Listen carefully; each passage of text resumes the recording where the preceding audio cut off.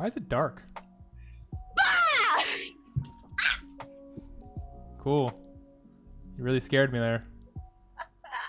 Are you forgetting I'm dead inside and that just doesn't work? That was a good try though. That would have worked on any average human. I hurt my knee, dude. You hurt your knee. That's what you get. Yeah, that's what you get for trying to scare the shit out of me. Son of a bitch.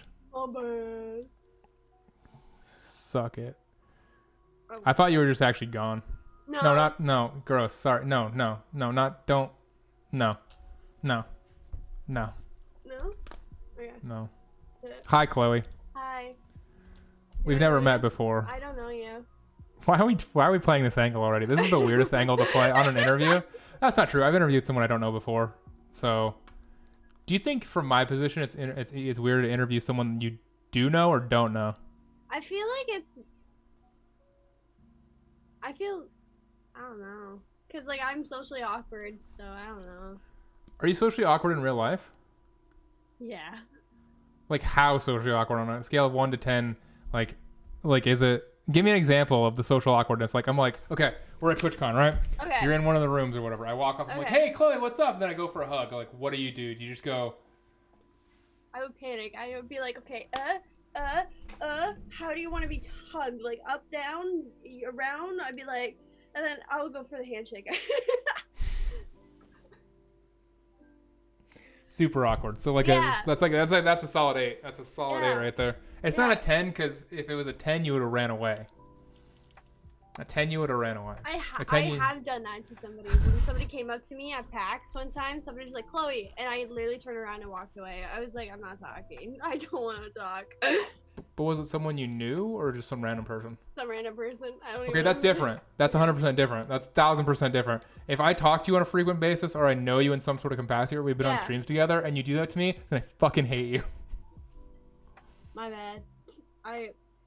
No, we've never met. It's not. Doesn't like. I'm just saying. Future you. Okay, implant this into your brain. Okay, so how do you hug somebody? Do you go for that? Okay, so we got to prepare for this. So when we do meet, that is going to be the perfect, compatibility where we like the greetings perfect. Like, bonjour, Chloe, and I'm like, oh my god, it's just like, okay, how? I don't speak French. Okay, well then don't. We can axe that. So I don't speak French. I'm really bad at French. I could be like, hey, what's up? Okay, so basically, I'm gonna be as awkward as you. So whatever your energy you throw off, I'm going to throw off back in response to you, or I'm going to try to be more awkward than you to make you feel better. It just really depends. Yeah. Chloe, pay attention. I am paying attention. I was just joking. I was just fucking with you. I was just totally fucking. I was just seeing if you were actually paying attention. It's totally just fucking with you. Okay. I hated when my teacher used to do that to me. Like I have to look at things. I can't make eye contact. That's one thing that you'll know about me. I can't keep eye contact for long periods of time. Why not? Just the awkwardness? Yeah. What do you think makes... Sorry, go ahead. It's just like you're staring into my soul and I feel violated. I'm not staring at you at all right now. I'm staring at a monitor and then I'm staring at a chat. I honestly have a lot to look at right now. It's ridiculous. I wish you could see the setup I have. It's quite messed up. Sorry if my brain is scrambled today. I was just at a car dealer all day, so. That's fine. Yeah. What have you been doing all day? That was a normal question. What the fuck? Why'd you pause? Why'd you pause? It's not normal for me because I'm not normal. Okay. So what makes you unnormal then? I finished 2 seasons of anime in one sitting. That's fine. No, it's not because I just started it. I just started though. What time did you wake up? 4 a.m. Okay, yeah, you do have problems. Exclamation point Q if you want to ask Chloe a question at any point. It'll direct you to my Discord, and then I can ask her a question that you guys want to ask. Thanks so much to ask the question. So Please go. It's not embarrassing. I just like making things awkward sometimes. Oh yeah. I'm actually pretty normal in person, so. Okay, that's good. Yeah. I'm not. But okay, what were the seasons of anime? So I found like this Kokoru basketball anime. I like it. It's really awesome, actually. Okay. So. What was it about exactly? Basketball. How do you watch an anime? How is there an anime about basketball? The fuck? I don't know. And like I hate sports anime. Like I find it like I kind of like want death, you know? Okay, fair. I want action or like some romance because I have that not in my life. So I kind of want to see it on the screen. So basketball was actually very entertaining to watch. Like, I don't know. It's actually pretty cool. Highly recommend checking it out. Was it just like the games? Yeah, it's like Games of competition. Have you heard like the volleyball anime Haikyuu? No, I thought haiku was a poetry or something. Well, that too, but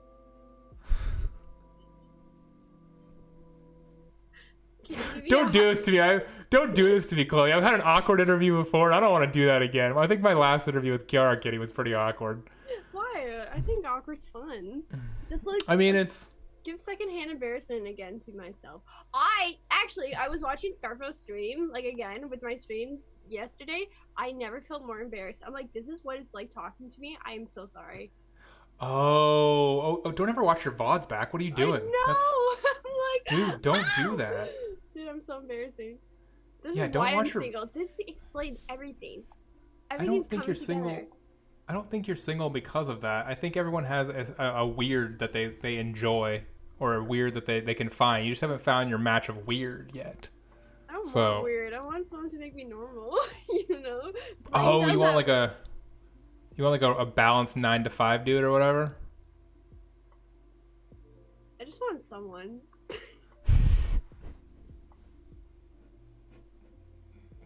Now I'm sad for you. Don't worry. I'm almost 31 years old and I haven't dated anybody in a very long time. So, intentionally. Guys are technically sleeping when Shmoo0oo's awake, so yeah, that is true. Oh, you're right. Especially like 9 to 5 dudes, like normal dudes, the normies. Mm-hmm. They're usually sleeping and they're going to work at like 6, 7 a.m. So. Yeah. This explains a lot. But can you give me an example of a haiku for me? Because I totally forget what a haiku is. Nope. No? Okay. Haiku. Let me look it up right now. A haiku is a short form of poetry. Something. Wait, let me get an example. 1 second. I think it's 769 7 or something. I don't know. Isn't it 369? Oh wait. Damn you, fine girl. I'm gonna suck it. Sorry, that's like a Little Jones song. I know. No. Example of wait. Traditional haiku. An old silent pond. A frog jumps into the pond. Splash. Silence again. Autumn moonlight. A worm digs silently into the chestnut. In the twilight rain. These brilliant hud hibiscus. A lovely sunset. Oh, hewed. That said hewed. That wasn't hud. That was apparently an example. Dude, haikus suck. Okay, you didn't have that ready, did you? No. You know what's weird? I've interviewed over 50 people, and I feel like I'm getting worse at this as time goes on. Like, literally nothing has, like, talked about. You know, we've just been talking casually. Welcome to everyone's show actually on Twitch, legitimately. Nothing is ever actually solved or talked about or anything good happens. So, thanks for coming, though. I appreciate it. Whenever you have, like, just tell me if you don't have any time or you have to go or whatever, because I've literally had a conversation with someone for 6 hours one time. So I would literally did a 7-hour podcast with you. You think I have time? Fuck. No, you might have to watch more anime or something like that. Fuck, you're right. I gotta There might watch be a the lot other of 2 seasons of the basketball anime I need to catch up on. Wait, how many episodes per season? 45. Holy fuck! Wait, you watched 45? What? How many minutes per episode? 23. Oh my fucking god! I didn't realize the severity of how. Oh my god! You watched 90 episodes of anime today? Pretty much, yeah. And then I got into a fight with my family. Oh my god, dude! Are you okay? No, I'm very lonely. Oh my god, dude! That's a lot of anime. Yeah. Holy I've watched like, what was it? 144 episodes like within 3 days. What? Hunter, baby. Do you just do content creation? Is that like the main thing you do? Yeah. Okay, that makes sense. I was just like, the fuck? How do you maintain a job and shit like that? And Well, even when I had a job, I still was able to do that too. how? I just don't sleep. What's like the average time you sleep? Well, okay, so if I actually sleep, I can sleep up to 16 hours if I wanted to. But if I had a job or went to college, I would have a typical 3-4 hour sleep. What? Have you gotten that looked up, or is like anything? Are you okay? Like, is it like a sleep thing, or No. no? I don't know. Like, Fuck, dude. I either love sleeping or I hate sleeping. There's like literally the other day I was like, I don't want to sleep, so I stayed up. Do you get tired, or does the 3 to 4 hours work though? Like, do you feel tired after? No. If anything, it actually makes me more energetic, because I've like, a lot of people don't realize this. I have ever-flowing energy inside of me, so like I'm bursting through the flames. So if I have 3 hours of sleep, like I'm zooming. How the fuck is that possible? I don't know. I'm young. Do you have like cocaine triggered inside of your body already? That's like natural cocaine or something? That explains it. Okay, yeah, probably. I think you have questions ready in your Discord since you're clearly out of questions. James, I'm not out of questions, but thanks for showing up. James is 6'4" and he has really big shoulders. I'm not asking James this question for a while. Why? I want to know how you got started on Twitch and the origin of your username Shm0oo. Okay, let's go with Shm0oo first because that's easier to explain. Okay. So Shm0oo is actually a childhood nickname that I grew up from. My mom and dad would always call me Shm0oo, and Shm0oo actually. Since I was like 2 years old, and so I kept it. But plus we also live near a farm, so when we would go buy the cows, my mom would go Shm0oo, and so it's like a little cute thing. So. That's actually kind of cute. That's actually kind of a cute story about it. It's yeah. Why did you go? Well, go ahead. It's just like I just want to like something that's like easy to stick to the brain. It's easier to say. A lot of people when I talk in chat, they're like Shm0oo. They're like, I like your name. I'm like, yeah. Like you can never say Shm0oo angry, like Shm0oo. Like, you know. Yeah, everyone's asking the question in chat, and I also have this follow-up question. Why the 0 in the middle? Why not just 3 O's? Well, to be honest, like I want it to be different. Plus, with when it comes to actual logo designs and stuff like that, you can do a lot with numbers involved. Okay. So I was also thinking that as a graphic designer. Wait, you're a graphic designer? Is that what you studied, or? Yeah. Oh shit, I didn't know that. Wait, did you design all your emotes and shit? No. I kind of sketched them and I paid someone else to do it, but I've made like magazines covers and stuff like that. What? Wait, really? In Toronto. Can you show me? Is it possible, or is it like too? If I can find my hard drive, like I can probably show you, but like it's on like external hard drive, like somewhere over there. No, it'll take too long. Honestly, that'll fuck up the flow of the show. That'll fuck up the flow of the show. I'm not down with that. Wait, so aesthetically, you're just like, I'm gonna put the 0 in the middle for aesthetics? Yeah, basically. Okay. Because if it's just 3 O's, like, or 0 O's, if it's just gonna be like boring, but since it's gonna be a 0, it's going Shm0oo. It's like a little. I'm trying to picture like what that would look like graphically designed on something, because you do YouTube as well, and I don't see it on YouTube in terms of like graphic design. No, you don't see it on YouTube yet, but when it comes to actual like merch designs like that I have in the hand in Sketch, it actually looks very pleasing. So if you do like kind of like number based designs, you can actually incorporate it. Okay, badass. That makes sense. So you thought about this quite a bit then. Yeah. When do you want to do merch? Probably when I hit like 100K. Like that's when like I want to do it, but eventually like I'll start doing it. But overall, I just want people to wear something that they like find pleasing to the eye. I don't want like, you know, the typical merch where you plaster like an emoji on like the screen. No, I want to actually make it like streetwear, where it's not like somebody's merch. You don't want Shm0oo across like a crying, laughing emoji in the middle? Like is You know what? Just for you, I'll make that. Can you not? I don't ever want that to happen to anybody. Why? That's just no. Just for you, I will make one of a kind. Just send it to you, and then you just have that limited edition Shm0oo. No, I'm good. Thanks for the offer though. Streetwear should definitely be something that's not noticeable, like whatever it is, like in terms of whose brand it is. It should just be like, oh, that's a brand. It shouldn't be like someone's name across. Yeah. In my opinion, Yeah. usually sometimes it's okay, but most of the time it's like very cheesy. It's very like, oh guys, I just started my own channel. This is crazy. Haha. Yeah, I noticed like some content creators, like I'm not gonna shame them, but like they literally put their profile pic on a shirt and sold it, and I was like, ugh, like the graphic person inside me was like, this is like, ugh, no, who thought that was okay? Like, ugh. You know what's weird? I could see Wet Shrimp doing that and actually getting away with that, like his square box face emote. I could see him getting away with that, but like there's a certain person who would buy that. Like a limited quantity would buy that. Like there'd be people on the inside who wore it, but other than that, I can't see that happening for anybody else. What about getting started on Twitch? How did you find Twitch and how did you get into Twitch? I kind of found Twitch through like content creators. Like I started like watching Twitch back in 2017, but it wasn't like very popular back then. But in 2018, that's when I kind of wanted to start, but I didn't. I just created my channel then. Because I was like, I was playing games literally on a laptop and a MacBook as well, so I couldn't really like stream. So I was like, I'll just wait for the perfect opportunity. Then I got broken up, and I was like, you know what?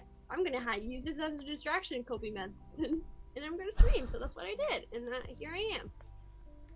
Twitch was a coping method. It did. I literally got drunk every night. I would do like drinking streams, and I would get drunk every night. People would love it, and I would play Minecraft for 10 hours and talk to people because I didn't want to be alone. Because if I was alone, I was afraid I was gonna cry. Wait, have you cried before on stream? Yeah. I've never cried on stream yet. I cried. Ah, fuck. I cry all the time. It's so easy. Is it too personal to go in what you cried for or no? No. Like my chat is like, honestly, I love my chat and I love my community so much. Like they're the most supporting like community I've known, and like I don't deserve them whatsoever. So they kind of just like drop in and they're like spoil me in a way, and I don't think I deserve it. So they were saying all these nice things, and I was like, and I just like broke down. I was like, I don't deserve it. I'm sorry. And I was just like, it was really awkward because like emotion just flowed out of me. I was like, oh god, I'm such a cancer right now. Oh my god, stop crying. Wait, why don't you think you deserve it? I'm curious as to why you have that thought in your head. I know a lot of people have said that I don't deserve my platform and everything. Like a lot of people say like my platform was given to me, which is false in my opinion. I feel like I've quietly earned it considering I worked so hard. I've grinded many hours into this, but at the same time, like a lot of people have their opinions and they're allowed to have it. I'm not going to get upset, but because I heard it so many times, like you don't deserve it, I'm like, you know what, maybe I don't. I think people just say that when they're jealous and they want to be in your position in some sort of way, because I've definitely seen people go from very small like to like 3 or 4 viewers, and then they get like a couple hundred viewers and they're just off in the clouds or some shit like that. And people are like, it's just like, oh, you don't deserve that anymore. Like it's just like people flip on people, I guess. Like people who come in are just like, oh yeah, you're great in the very beginning, and then your audience starts to grow and then they start to shit on you, and you're just like, dude, like why shit on me? Just come to the top with me. Like I don't understand why people do that. That's like who I am. I want my friends to grow with me, but a lot of like my friends that I used to correlate with, they were very number-based people, and it was very toxic because when I started growing, they started getting, you know, like what you said, jealous. And I was like, no. And I remember I reached a certain milestone, and one of like the first people got upset at me, and they're like, oh, you're going to rub it in my face. And I was like, I didn't. And he got upset that I didn't. What? Like, exactly. I was like, okay, but I remember you talking about this a little bit. Yeah. Where you kind of had that situation. It's kind of, and then I said the same, pretty much the same thing, is like, if I'm hanging out with somebody, or like I'm like, I want, like, it's cool when I see someone that I know grow, and like someone's always going to grow over you, or someone's always going to be bigger than you. Like that's just how it is. Like some people like people for different reasons and stuff like that. Like I can't get mad at that person for that. I just have to support that person and hang out with them and shit like that, because if you're friends with them, you're going to grow together eventually. That's just what's gonna happen. Like sometimes, like some people only cater to a certain person. Like some like people like I know that like other girls that are not like me. I'm more of the bruh, like I'm right in your face type of girl. But some guys like prefer watching girls, or some people prefer watching girls that are like softer and like more delicate in a way. And does that give them like any less deserving of a following than me? No, like everybody deserves what they earn, you know. So it's you're intimidating because you actually speak the fuck up, and a lot of people don't do that.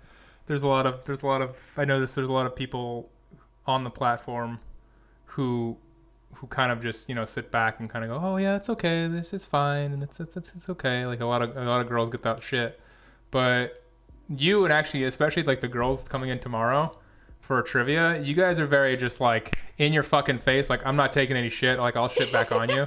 Like I was in FanFan's chat the other day, and I was fucking with her. She timed me out for 10 minutes. She had no caution about it. She just timed the fuck out for 10 minutes. She's like, Zach, shut the fuck up. And I'm like, okay, I'm sorry. Yeah, that's basically what I do. Like, if somebody comes into my stream, I'm just like, you know what? Suck my fucking dick and get out. Like, I don't fucking want you here. Like, and I tell everybody, it's like, I'm a toxic bitch. Like, I'm not like, oh my god, like, don't be so mean. And I'm like, nah, fuck you and fuck your mama too. Like. Yeah, it's fun though. I like that. I like both sides of the girls. I like the soft girls. I also like that. I like talking way more to the girls who are just like, hey, fuck you. You can suck my big dick. I'm just like, what the fuck? Like, this is not gonna do that, but it's pretty cool. You're off guard because you're not used to it. Like, especially like when I'm playing COD and everything, like they're so used to girls being like, oh, don't talk about that, like talk like that. And I'm like, and then I clap back. I'm like, you know what? Your fucking dick is probably smaller than my fucking. Like pinky or some shit. I'd be like, my clit's bigger than your dick. Speaking of clapping back and like talking shit, you have a YouTube channel. I'm curious as to how the YouTube channel got started, or like was the YouTube channel started before the Twitch, or? I kind of actually started my Twitch and YouTube at the same time, but like I said, I didn't start uploading until like a certain thing. I actually had a YouTube channel prior to Shm0oo. It was like more of a vlogging channel, but I hate being in front of camera. So I prefer being behind the scenes and like creating content without my face into it. So I prefer always gaming content. Like I love gaming. So I like, you know what? I'm gonna create a gaming channel. So I did. But like I said, I started like once I got my PC. Actually, I started playing CS:GO and Rainbow, and I started like collecting clips of like funny moments. And because I was going also through a heartbreak, this was also a good time to distract myself by uploading weekly content, which also helped further my career and getting an audience. Yeah, I looked at your most viewed video and it was Rainbow Six Siege and it was Camless, and I was like, all right, let's see how much shit she talks. You talk a lot of shit throughout that entire video and you don't stop either. Like you do not shut the fuck up when you get on Rainbow Six Siege. That is for sure. No, like a lot of people don't realize this, but a lot of times my content, I have a character I play. And a lot of people think that character that they see on screen, or like in my videos, right, is like who actually I am. In reality, nobody knows who the fuck I am, like except for like my close friends. And like, but a lot of times I like to perceive as myself as like the toxic e-girl, even though I am in general. But like, I like to make it up a notch. But in reality, I can be nice when I want to be, but like I'm right here. Are you like the same? What did you say? You're the same in real life? Because you said at the beginning of the stream we were talking about how you were like very reserved and like you describe yourself as awkward, or do you kind of press back and like have you actually met anybody? Like have you been at TwitchCon or like have met anybody in real life from the internet? I've been to PAX East twice, like in 2019 and 2020, before like the whole situation happened. I've met a lot of people. I'm very socially awkward when it comes to people because I don't know. I like to observe the environment before I can either fully show who I am as a person because that makes sense. I don't want to upset people. But in 2020, I was probably more of myself because I felt like I knew these people for a year, so I could be myself. So I kind of just like full throttle rip off the band-aid right when they first met me. Like, and I guess a lot of people did not like that because I heard like a few people be like, oh god, Chloe's intimidating, Chloe's a bitch. I'm like, You're in my Airbnb, bitch. Welcome to the jungle. Oh God. Oh shit. I don't understand why people didn't necessarily think you were going to be that in some sort of capacity, but I know what you mean. You kind of feel out a room before you go into it, and you kind of see what people are going to say.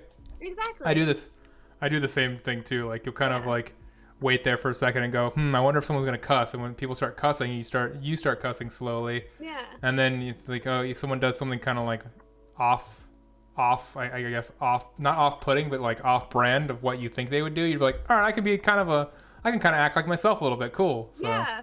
So like, kind of scope I kind of things wait out. for that too, and I also do that with recording sessions, like with different content creators. I would always like I wouldn't be myself within the first like 30 to an hour worth of session, because I don't know what people like their line is, like where you draw the line, because seen some of my videos, like I can be very like overwhelming to some people. You know, so I'd rather wait to find it. And some people don't like that. They're like, oh, Chloe's being fake, Chloe's like I'm like, no, I just want to know where the line is so I don't pass that line. So. Yeah, I mean, you like you said, you have that character. I think everyone kind of has that character on the internet in some sort of capacity. Like I'm not as awkward as I give off on my like, Twitter videos that I put up. I'm just like, hey guys, like I'm not like that whatsoever at all.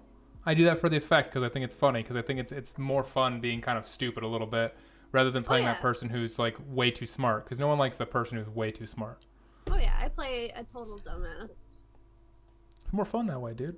In my opinion. I am a total dumbass in general. Tries to fake it, Jesus Christ. I really do. I'm like, it's so embarrassing sometimes. Johnson from my Discord, !Q if you want to asked, would she break into an old World War II base again like she used to? Huh? Oh, 100%. I would totally do that again. I wanted to do that. Oh, okay, wait, do you not remember me explaining that? I want for the people in the chat. Oh, okay, so... I'm playing a character right now. I'm oblivious to everything, even though you've told me some of this stuff before. It's for everyone, dude. My bad. Okay, so I live near a World War II base that we keep, us Canadians would keep Germans that we captured in World War II, brought them over here, and we kind of like, we didn't, torture them or anything. We literally had the whole base that had like a library, houses, a pool, a gym. It was like, it's massive. It's like big and humongous. So it's abandoned, and me and my friends, we went to it like a lot, like 6-7 times. A lot. Okay. And there's like little cool tunnels that you can crawl through between each like bunker and everything. The gym is like massive. The pool is abandoned, covered in graffiti and everything. So it's actually really cool, but I got charged with trespassing one time and I almost arrested. Wait a minute. How okay, first of all, what was the situation? Describe what happened when you snuck in and then you got caught and then you got charged and stuff like that. Like what exactly went down, like play for play? So there's one time that I almost got caught, and then the second time I did get caught. Which one do you want to hear more? The one when you got caught, obviously. Okay. I don't want to get that. I want the caught one, dude. I want the juicy. Okay, so it's not really that juicy. So the first one was juicier. That's why I asked. God damn it! Tell me both then. Okay. Okay, so actually, I'll tell when I got caught and then I almost got caught, because this is when I could actually go into whatever juvie, not juvie. I don't fucking know. But juvenile hall, depending on if you're below 18, yeah. Yeah, I was 17, so yeah. So me and my friends, we decided for some odd reason I wanted to take photos of the abandoned place, and we drove there. We parked a car in like a forest, and we got out, and we had to, there's motion sensors in certain parts of the area, and you gotta know it off by heart so you don't trigger it. Oh God. And I know it off by heart. So How do you know that? Can you explain why you know it before we continue with the story? Okay, so like sidebar to the story. Okay, so like, well, I was friends with like a lot of like juvenile people, and like we love to do shit. So one of my friends, Jake, we'll call him Jake. From State Farm, got it. Yeah. Sorry, go ahead. He really loves to go into abandoned places. So one day he found out, like, he went to like the abandoned World War II place by himself, and he went through like where we used to go, and then next thing you know, like a cop instantly showed up, and then we found out that there was motion sensors on like these towers and everything. So we noticed the towers and which direction they're going. So from there we found a little loophole. Oh, smart. Okay. Yeah. So you found a new path, and continue the story back, shutting the sidebar. Okay, so then, so like I'm taking pictures. I'm going through like into like the abandoned buildings, taking pictures. I found a weird basement, which was really creepy. It was originally locked, but my friend, I'm gonna call him Bob. Bob kicked the lock and it broke, and he was like, "Oh," so he opened it, and we see a pentagram at the bottom of the basement with a teddy bear in the middle. And I, of course, me being me, I'm like, cool, this is cool. I'm gonna go down and take pictures and everything. Little did I know, one of my friends triggered one of the motion sensors by walking too close to one of the pole areas. So I'm in the basement taking pictures of this like place, and it was kind of creepy, not gonna lie. So then I was like, Bob, pull me Good up. save there. Good save there for Bob. Good save there for Bob, dude. Fucking Bob, man. Fucking Bob. Bob. I can't lie. It's so hard. Continue. Okay, so Bob, I was like, Bob, pull me up. Like, I'm kind of getting freaked out. So then Bob grabs me and tries to pull me out. Next thing you know, we hear sirens coming out. And of course, like, I'm dangling and they're trying to get pulled out. And I was like, oh my God, there's cops. And then so we got pulled out. And then we're like running out of the building. Next thing you know, we see the cop walking towards us. And my friends are like, book it. And I'm like, I have a camera bag. I have a camera. I'm like, I'm not running because like if I trip, like I'm wasting like $1,000. Like it's not worth it. So I just walked to him. I was like, hey, what's up? So you just let him catch you basically at that point, because you're just like, you'd rather get the, well, how much was like the fine for trespassing and all that $70. shit? Oh, so yeah, like, yeah, risking your camera for $1,000+ and lenses, all that shit. Yeah. Not worth it. Was the cop shocked? It's like, this usually doesn't happen. Like no, he was pretty chill. He was like, hey, what you doing over there? I was like, I'm taking pictures. Want to see? He's like, yeah, I'd like to see that, eh? He actually found it really creepy. He's like, why did you go in there? I was like, I don't know. He was pretty chill. So he put me in the back of his car. He says, well, you could go catch my other friends. Wait, he took you in his car and then he caught the other friends and dropped you off after the fine? Yeah. Dude, Canada's so cool. I fucking hate America sometimes. Dude, if it was America, they'd arrest you. They'd book you. They'd be like, yo, you can't ever set foot in this place again or we'll murder you. Well, they were kind of very nice. They were very understanding. Because, like, I was telling them, like, about, like, what I wanted to do with the photos and everything. And since, he realized, like, I was actually, like, a very chill person and I wasn't, like, going to cause a disturbance or anything, he was more worried about my friends running around, like muffs tripping and everything. He was more worried about them. So like he was pretty nice, and he just kind of gave us a warning, but he also fined us at the same time. Like he's like, don't come back here again, but here's a ticket, go to the court, pay it, and fuck off, like basically. Don't come back here, eh? Please, I would really appreciate that. I'll get on my moose and ride away now. Next time you don't come. Like he's like that type of guy. He was like, it was really cringe. But I then, like, 3 months later, I was with the other group of friends, and we're like, yeah, let's go to the camp. So we went to the camp, and this is when I almost got caught. This was at nighttime, though. So the first time wasn't during the day. This was at nighttime, which is even creepier. So we're walking through the very long part. So, like, it's like that big, but then there's, like, a little forest over here that you can walk through. And not a lot of people know the trail. We're shocked that we found it. So we made it into the thing. And so we're walking around and everything. And so we're in the pool area, chilling and sitting around the pool. And we're like having fun. And I was like, okay, yeah, this is chill. I like it. And then next thing you know, like we start hearing voices, like big male voices, like And keep in mind, we're 17, so like no guy has like a hey voice. Like they have like hey, you know. Hey everybody, I haven't hit puberty yet. Oh gosh. Oh, It's a Mickey Mama. Mouse show. Mickey. So It's the only voice I can do. I love that. How long did you practice on that? I can do Mickey really easily. Oh gosh, how's it going, Chloe? Oh. Like I can do that. I can do Donald me. Duck Ooh, can you? Ooh, I can't do Donald Duck. I always wanted to do Donald Duck. Can you do Donald Duck? right now. Yeah. Well, no, tomorrow. Okay, I'll do it tomorrow. I'll put Fuck, it you're on Twitter. tomorrow. That actually makes sense. Jesus Christ. You know what Actually, I'll put it do? on. Put it on Twitter. Put it on Twitter so you can get likes for it, and it won't go to waste. Okay, there we go. But do it here too. Okay. I haven't done it in a while. It's like you gotta talk out like here and you. It's really hard to explain, but like I learned it at a very young age. It's just like I don't know how to do it without it's weird, you know? Yeah, because it's voice act. I can't do it. I sound like I'm on a dying radio. I don't know. There's like a. It sounds like you're trying to be like a beatboxer. Like that, maybe. Yeah.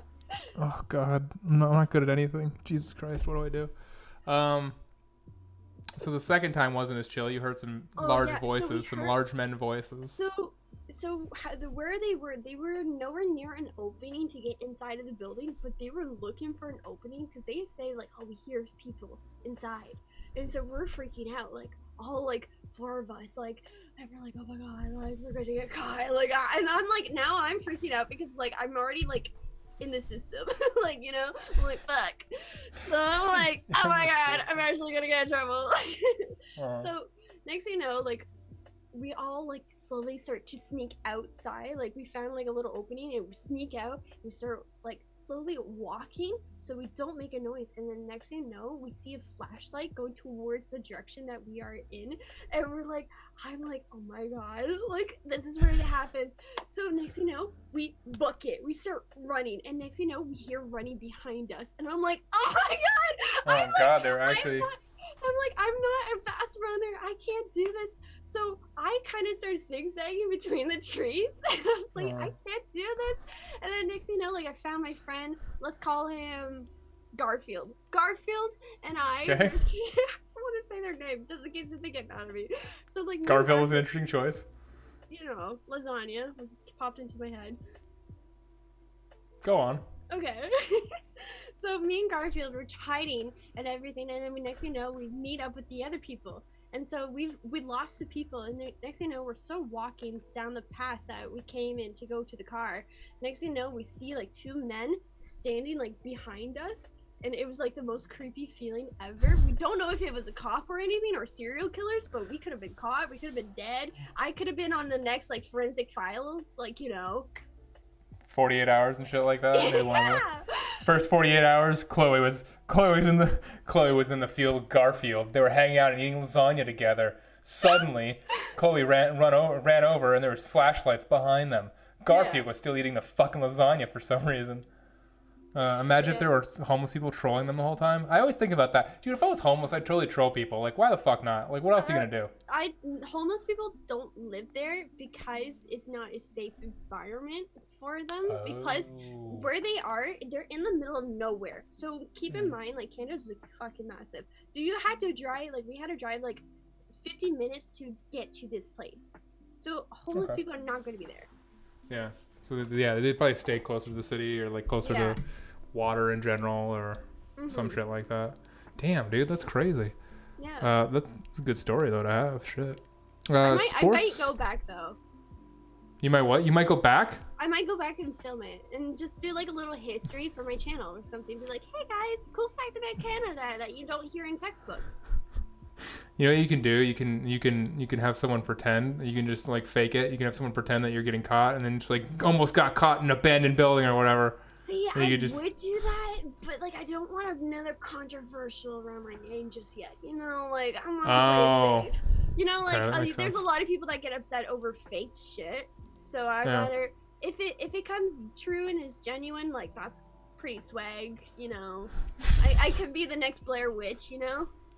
That is pretty swag. It's it's extremely swag.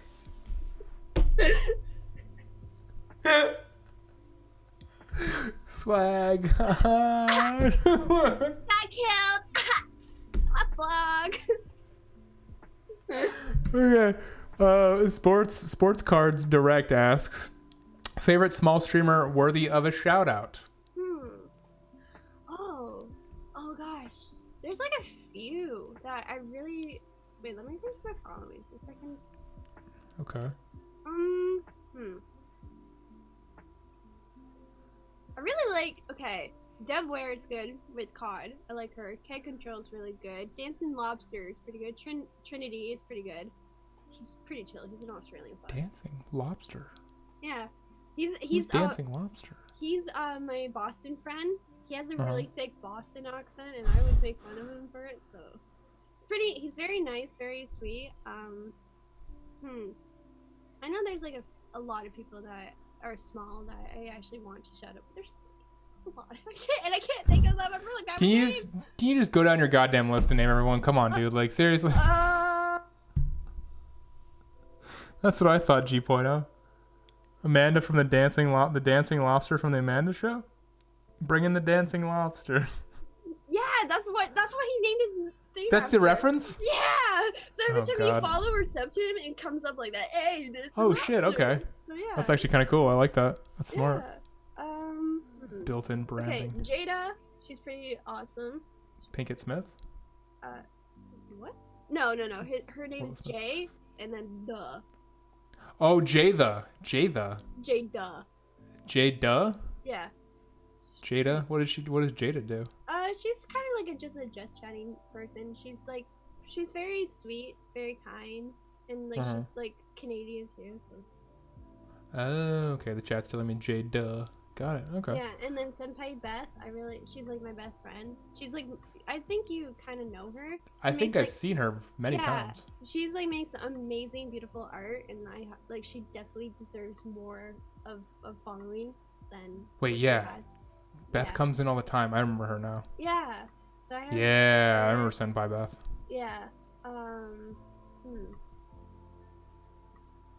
Wow, I never realized I follow so many fucking. That's a lot of people. What about like your favorite subreddit? Sports asks. Mm-hmm. Subreddit. Do you frequent subreddits? I like to go on like the trolling one or the creepy ones. Like you know the creepy side? Yeah, I love the creepy like shit on Reddit. I like to make my anxiety worse than it already is. Why? Why would you want that? Why would you do that to yourself? It heightens my senses. So like if I hear something outside my door, I'm ready. What's the creepiest thing you read from like a subreddit before, or like the creepiest thing you've seen / heard from one of those things? Okay, there's so many actually. There was like one that kind of like personally scarred me. Jesus Christ. It was like, okay, so like there's like oh god, there's so many. I'm trying to remember the story off by heart, but I know it's like about these like a mother and a daughter, and the mother gets upset about the daughter, so she like literally chains the daughter in the basement and keeps her there for years upon years, like decades. And nobody knows where this girl went until somebody broke into the house and found her in the basement. Ugh. Yeah. That sounds like a real life story. Yeah, because it is. It's based on Oh God. Like a creepypasta, like one that really, I don't know. Probably, I don't know. I like a lot of creepypasta, but like creepypastas never creep me out. Like they have to be really, the dark webs type shit. I hate those ones. What's dark web type shit? Okay, so like when people, so there was like a 4chan user that posted a bunch of, like this was all over Reddit and 4chan. So there was a 4chan user that posted photos of saying, hey guys, come to these coordinates, I have a surprise for you. And he would, yeah, this is where it kind of gets creepy. And he started posting pictures of this abandoned place. He had posted a picture of like a trash bag full of something. coordinates and said like, come here and I have a surprise for you. I have a hard drive with your present on it. Come get it. And then a few days later, somebody's like, you know what? I'm actually going to go check out these coordinates. Because, you know, it's been a few days. He's probably not there, right? So then next you know, the guy goes there and he's posting picture after picture of him going through this, like, place that the coordinates were. And he's like, oh my god, guys, this is actually kind of scary. Like, I'm finding the things that the guy's leaving. Like, he's found an abandoned room and he's talking about it. And then he just stopped posting. He just stopped, like, talking and posting things. And nobody ever heard it from him again. And so he's known as the 4chan disappearance user. Yeah. So there's no other information about him out there whatsoever. Just all that weird shit, and then he just stopped. Yeah. Maybe he died. Is that the assumption that everyone has? Like the theory everyone has? But it's actually an APG or something like that, a role play thing where people like to do this on YouTube, where they create like a creepy thing where you follow a thing and then it just finds out, you solve it, stuff like that. So we don't know if it's actually true. Like, we looked up, like, people looked up like information of like the person's name. No missing people have gone missing in that certain area. Nothing like that during that time period. So a lot of people think it was just literally the first person that posted that came back to pretend that they were somebody else and started posting like, oh, he's being kidnapped, just to scare people, to give them the lore. But that creeped me out though. Yeah, who the fuck has the time for this shit? Like, have you ever seen the movie or the documentary Don't Fuck with Cats before? No. Okay, basically, like, the whole thing behind it is this guy puts up a video online of like cat torture, pretty much, or whatever. Wait, was there like a part of it where a cat is in glue? Maybe, I don't remember it being in glue, but it was pretty bad. Where it might have been in glue. Yeah, it might have been in glue, possibly. I think I saw that when my parents made me watch this when I was little, I think. Or something. I don't know. Don't Fuck with Cats came out like maybe 2018 or something like that. It's a documentary about. Then I'm talking about another one, because there's another one that had cat torture in it. Okay, because that one I kept it hidden in the back of my mind because that traumatized. Yeah.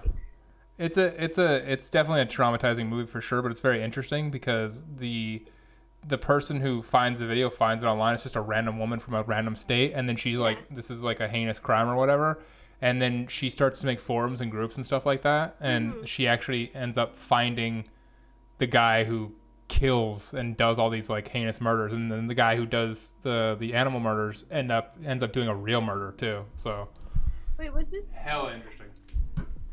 Really good series. Okay. It's definitely sad and graphic for sure, but like there's some parts you're just like, what the fuck? How did the police not get this? And they did. Like, have you seen Megan is Missing? That sounds very familiar. I feel like I have seen that before. Yeah, it's like a very old like graphic movie. Like, TikTok made it popular again, but it's like literally about like a girl who meets an online guy, meets up with him, she disappears. Next thing you know, the best friend is like looking for her, like best friend basically, and the next thing you know, she gets kidnapped and taken away, and next thing you know, she's tortured, she's all this shit, and then she gets buried alive. And it's just like it's like the like horror movies like Chainsaw Massacre or any of that shit doesn't scare me. Shit like the deep web, like where people are taken or watched or people break in and shit, that shit scares me more than anything, because that can actually happen more than, you know, Leatherface chasing you with a chainsaw, like, you know. Well, yeah, because you know Leatherface in between takes, he's fucking smoking a cigarette with the cast, and they're all hanging out. They're all hanging out and drinking a beer or something after they're done with the shoot or whatever. Yeah. And they're having like a cast and crew party or whatever. Like, oh, they're fine, but like during the actual like documentaries that are playing or whatever, people are actually really dying. Like that's why I find documentaries and stuff like that you're mentioning so interesting too, is because they actually happen, or they're actually real, or people make them seem real enough. So. And that's kind of like partly why I wanted to be a forensic scientist, or like even like a CSI investigator, because I want to stop that shit. I want to help like find people and like, you know, give people closure and like stop the bad guy. Like I have always wanted to do that, because I always like. Do you still have an interest in doing that at all, or was that just like? Oh, I was What? obsessed with CSI growing up when I was little. Like, I would watch it all the time, like binge watch those series, like CSI Miami, CSI Las Vegas, and everything. I always wanted to be there so I can catch the bad guy, so they never do it again. And then it got to the point where it actually, like, the series started to get too real, where they started kidnapping girls, and that's Yeah. when my parents were like, you know what, Chloe, stop watching it, you know. So do you actually have an interest, like career-wise, in doing that in the future? Like legitimate, yeah. like if you. Yeah, Okay. if like Twitch or anything doesn't work out, I probably might go back to school for like investigation and stuff like that. That's pretty cool. Shit. Is that what are some other jobs that you've had before, or jobs that you've wanted that you've thought of? Like, for example, when I was younger, I wanted to be a carpenter, and then I learned I was shit at math, and I couldn't do that. So. Okay, so I wanted to be a veterinarian, but then I found out I had to put animals under, and I was like, no. Understandable. Yeah, so there was that. I also want to be like an oceanologer or something like that, where you Oceanographer? like where you literally study the ocean and everything and discover shit. I want to be that. Like, I find the ocean very fascinating. The fact that we only know like 20% of our ocean, like the fact that we live on this like Earth for so long and we barely know anything about it, it's very like scary. So like I want to know what's in the bottom of the ocean. I want to know like what creatures are down there, you know. It's always What do you a think? mystery. What do you think is down there? Dragons. Dude, wouldn't that be fucking insane if actual dragons were down there and they're just like, dude, we're not coming up. Fuck this shit, dude. I'm not down. I'm not trying to come up back to the Earth again like they did in Game of Thrones and shit and be shot by arrows. Fuck this. Well, like think about it. Like I forget how big one of the like ocean creatures are, but like they're kind of like big and massive. Imagine like that hiding under there. Like, you know, dragons get involved, you know. I don't know. Yeah. Big gills. What are some jobs that you've had in the past before? Okay, so I was first a retail worker. I worked at like a few retail stores. I worked at a kind of like a GameStop area, but it's called Mind Games. It's literally like a Canadian board game place where you can buy board games. Yeah, it's very nerdy. I belong Very there. nerdy. But since I was like the only girl there, it was very awkward. A lot of times where you would get guys come up to you and be like, hey. Hey, what's up? Do you have Dungeons and Dragons? Also, can I have your number? Can I have your, like, you want to be my princess and I come protect you? Like, God. they would be like that shit. But, like, I liked it. I liked the job. It was pretty cool. I worked as a tattoo apprentice for a year. Really? Yeah. I know you have a couple tattoos. I'm 25. What? Huh? I'm 25. You have 25 tattoos? Yep. I thought you had like maybe 5 or 6 or some shit. No, 25. What? Where the fuck do you have... what? Yeah. Where are the tattoos? 1, 2. Thanks for flipping me off. I appreciate it. You could have just went like that instead of fucking flipping me off, asshole. Anyway, continue. I love doing it. Because, like, everyone's like, how many tattoos do you have? I was like, I have one right here. Okay, so I have 1 behind my ear, my neck, 2 behind my ear, this one, and then I have my mudkip tattoo. I have this one. Holy balls. I have a whole shoulder piece. Dude. I have more. And then I have, like, rib pieces. I have another shoulder piece, and I have, like, a leg sleeve as well. You have so many. What made you interested in tattoos? I have always loved tattoos. I found them very fascinating. It's like, I find, like, blank bodies, they're beautiful, don't get me wrong, but honestly, you don't live long, and I'd rather tell my story, like my life on my skin, so that everything on my skin has like a meaning to me that describes me as a person. But I also, it's like, your body's a canvas, why not paint it? Like, everybody talks about, like, oh, your body's a temple, like, cherish it. It's like, okay, some temples have artwork inside of it, carved inside of it. Why not have that on your body? Tattoos. And And then I know some people are like, you never put a sticker on a Bentley or anything like that. I'm like, well, have fun, live life. You take that Bentley for a rip. You can put a sticker on a Bentley. It's whatever, dude. Who gives a shit? Bentley's just gonna depreciate over time anyway. Sorry, I'm actually thinking like I actually have a Bentley now. Fuck. It's a bad investment. It's a really bad investment.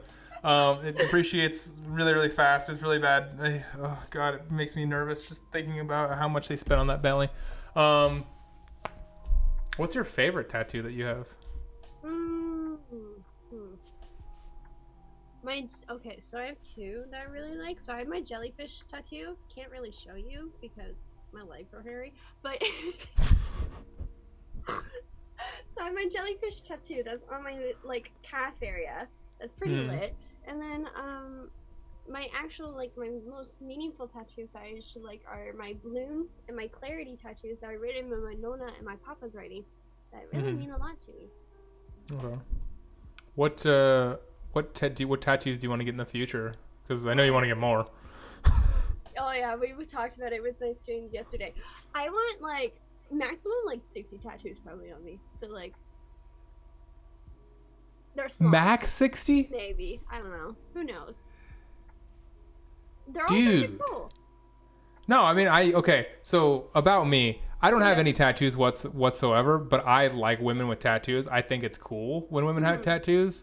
I actually prefer women with tattoos. I think they just look more I just like art in general. So I'm a big fan of art. Like I like going to museums and shit like that. You can look at the tattoos while you're hitting it, so you're not so bored.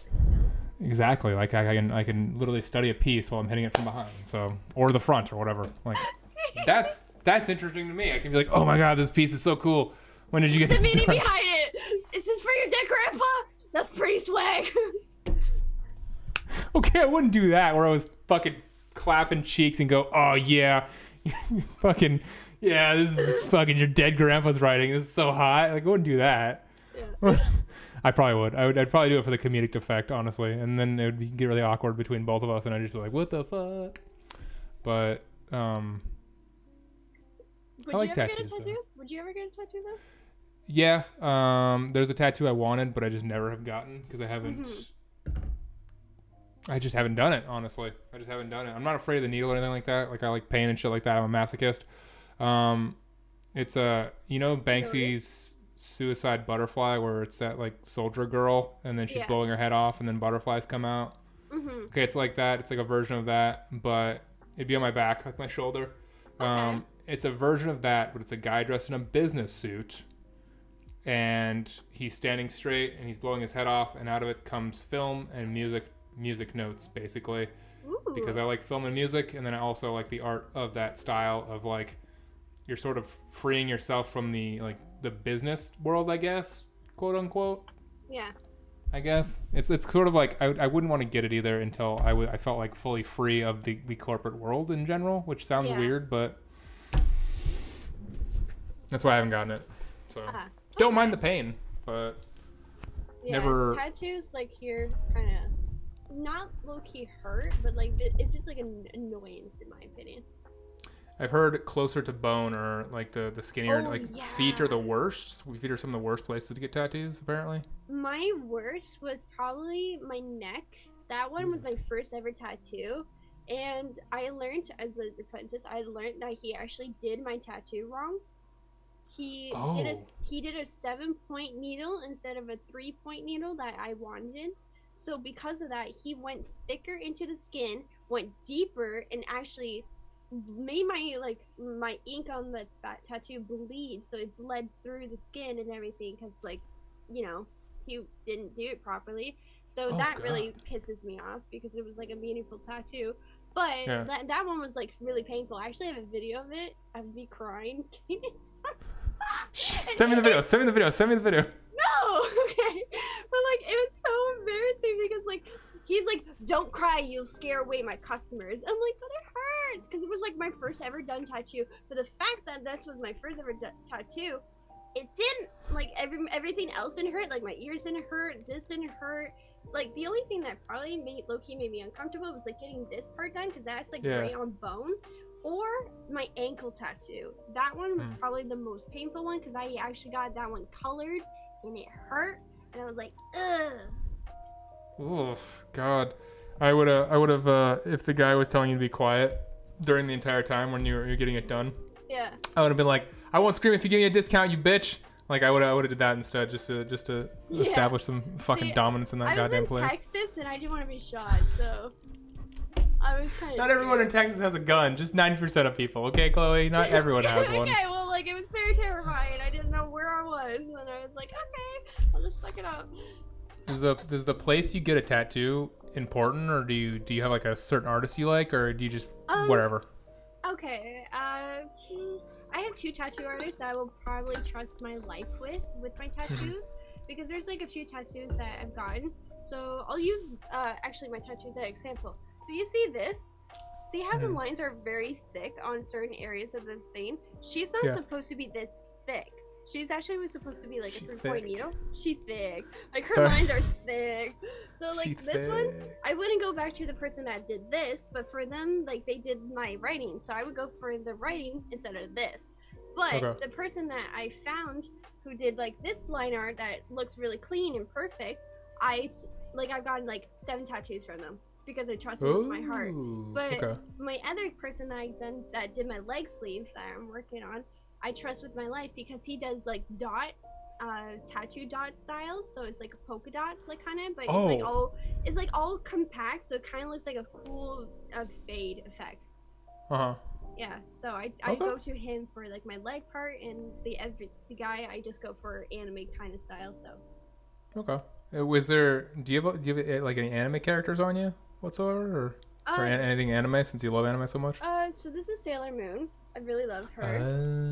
I grew up watching Sailor Moon, and she was like a big part of my childhood, and she always like gone through so much troubles, and she always came out on top, and she became like the universe basically. And then I also have this one for No Game No Life, which is actually a really good anime. Highly recommend watching it. I didn't think that was an anime. I thought that was just an expression. No. So No Game No Life. So they're like, the story behind the chess piece is like there only can be one ruler, and you got to play your pieces right. So there's like these 2 people in there, and they're trying to become the kings and queens of the universe, and so they're going through all these like worlds and everything, beating people, and it just like had a really big impact on my life, and I kind of want to be that ruler of my life. So damn, badass reasons behind your tattoos. I like shit. Yeah, actual good stories. Some people are just like, I just got this tattoo because I was just hanging out and just whatever. I'm like, that's cool. But that's also an interesting story in a way, but like there's something more to that when people just go, I just got this tattoo hanging out. Yeah, I got this because I was bored one day and I just wanted a tattoo. So I literally was like, I contacted my tattoo artist, Jesse. And I was like, yo, Jesse, I want a tattoo. Can we get a Mudkip tattoo? And he's like, yeah, come in. And I was like, wait, that's Mudkips? That's Mudkip. Oh my God, you're such a fucking nerd. It's literally, oh my God, that's like the biggest meme of all time. Mudkips? Mudkip, I love Mudkip. The Pokemon. Yeah. God damn it, dude. He was my first starter. Your first starting Pokemon was a Mudkip? Yeah, dude, Swampert is fucking badass. Don't fucking slander my Mudkip, okay? I'm not slandering, it's just, I think it's the funniest shit ever. Because Mudkips is one of the biggest Pokemon memes on the internet. I know. And you have a Mudkip, but then you had a starting like you actually played it seriously. Like it's not it's not like a meme for you. Like even though it's such a huge meme, it's like, no.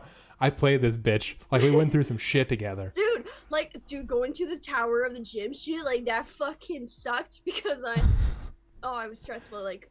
Because you had a Mudkip, dude. I know. Like, all my Mudkip fucking wiped them to the floor. It's just that all my other Pokemons I had, I tried to collect, like, the cool, cute ones because I was a girl. I was like, I like you because you're a dog, you know? So what you're saying, Mudkip was putting in extra work because you're getting all the fucking cute you had Togepi sitting in the back because Togepi was just sitting there going, hey, Togepi, or whatever. And then Mudkip's like, when's this bitch gonna give me a break and get some real Pokemon in this bit? Mudkip was out there fucking hustling and struggling is what you're saying. Oh, dude, and then he made it to all through his what is it called? Evolutions, and I made him like the most badass person ever, and I was like, fucking love him. Fucking Mudkip. I'm gonna go back to some questions in the Discord. Wave Mode asks, can Shmoo do a handstand? You technically can. I have a clip of that. Of me? Yeah, I'll show it right now. We'll just jump into that because it's an interesting segment. It's called Explain That Clip. It's just on your clips. It's not like it's available. It's not like I pulled it from somewhere or some shit. You went through my clips? Oh, that's embarrassing. I only went for like 10. I usually get really lazy and I go through like the first 10 usually. Yeah. Or if there's no clips in the beginning, then I'll go through other ones. So, a lot of people in my streams clip the weirdest shit. Like literally, I went through one of my stream clips. I know. And somebody literally just clipped me just talking. I wasn't talking about anything important, and they just clipped it. And then when they do clip something, they don't clip the thing that I wanted to be clipped. I was like, you guys are useless. Let me clip it instead. Oh no, I know. I went through those clips and I was like, why did someone clip this? Who gives a shit about this? Why is this necessary? This makes no sense. Anyway, do you have my stream up so you can see the clip? Oh, fuck yeah. This is like my old border and everything. Oh, this is so nostalgic. And when I used to have my desk over here. That's cute. This was like probably less than a year ago. This was a year ago. Okay. Here's the clip. Here we go. Handstands for $5. Here we go.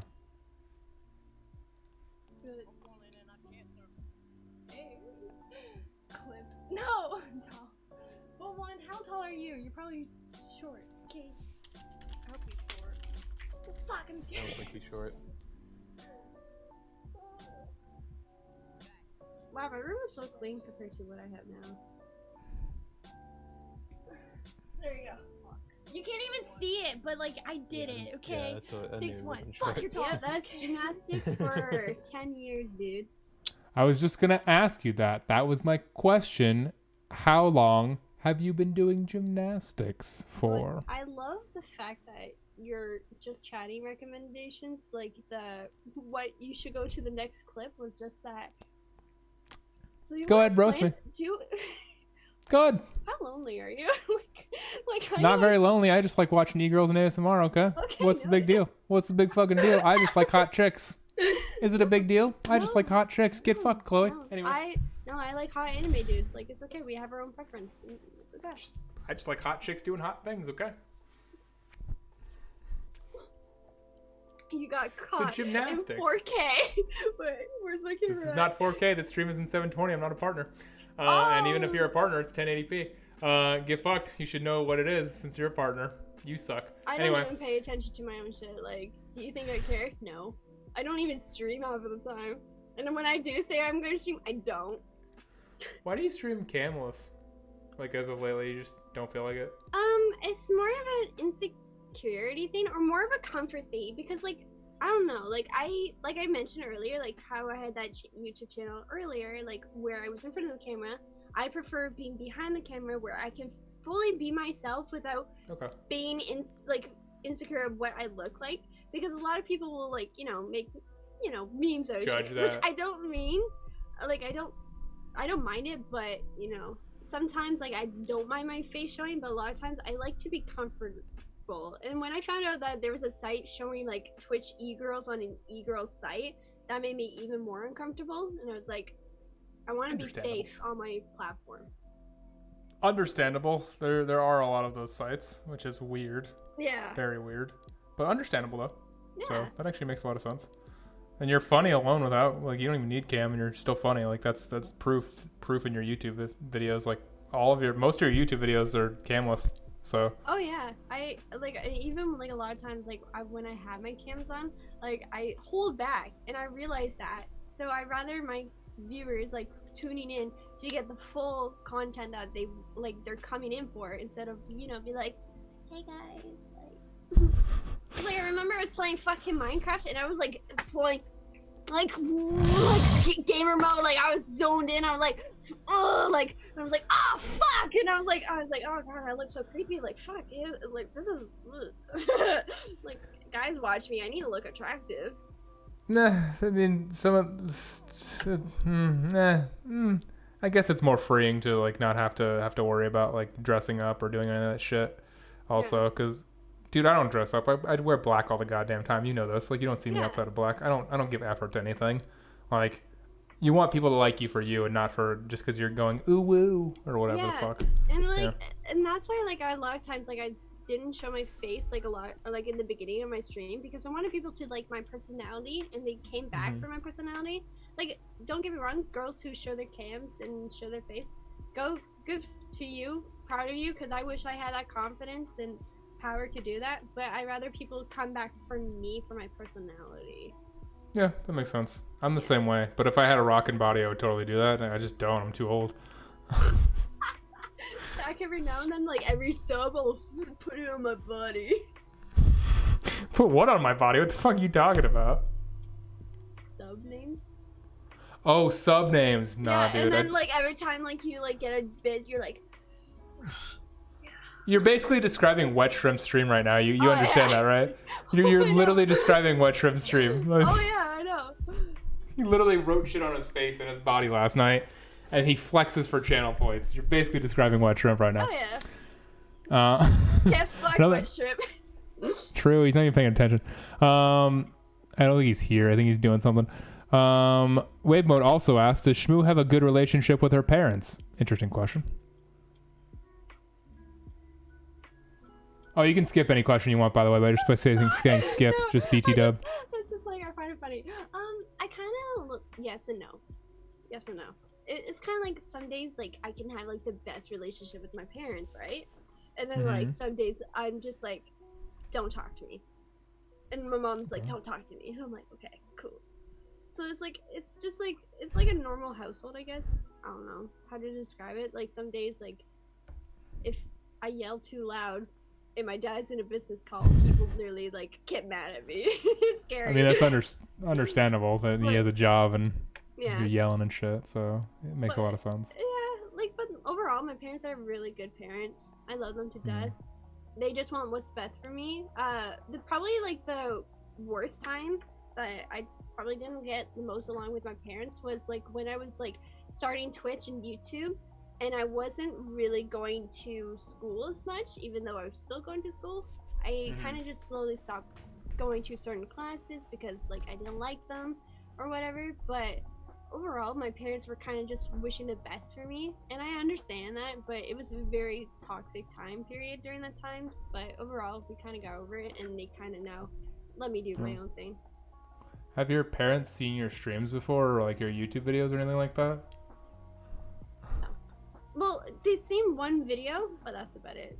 And when I did What show was- them the video, it's like when I first started out doing YouTube, like I showed them one of my CSGO videos of me and my friend talking about comebacks and stuff like really Wait, getting- what? Like, yeah, we talked about getting cum on our backs. Wait, what? Wait, both your mother and your father have Yeah, seen 'cause they wanted to- CSGO comeback. They kind of wanted to see what it was like, and I was like, okay, they want to see my recent video, and I totally, like, when I upload a video, I forget what's in it sometimes, like, cause I edit it for like 6 to like 12 hours, like, you know? Yeah. And so like I'm like, once it's done, I'm done, like, it's out of my head. I'm not thinking about what just happened. I'm like, okay, let's watch it. So like we're watching it, me and my friend like PK, we're like giggling, we're laughing, and then she's talking about like Zayn coming on her back or something, like from One Direction. It was like a dream that she was talking about. So What reaction by parents? What did they say when they heard what was like? Did you look at your mother and your father's face as it was going? Like it was playing in this. my dad goes, he goes, she is your daughter.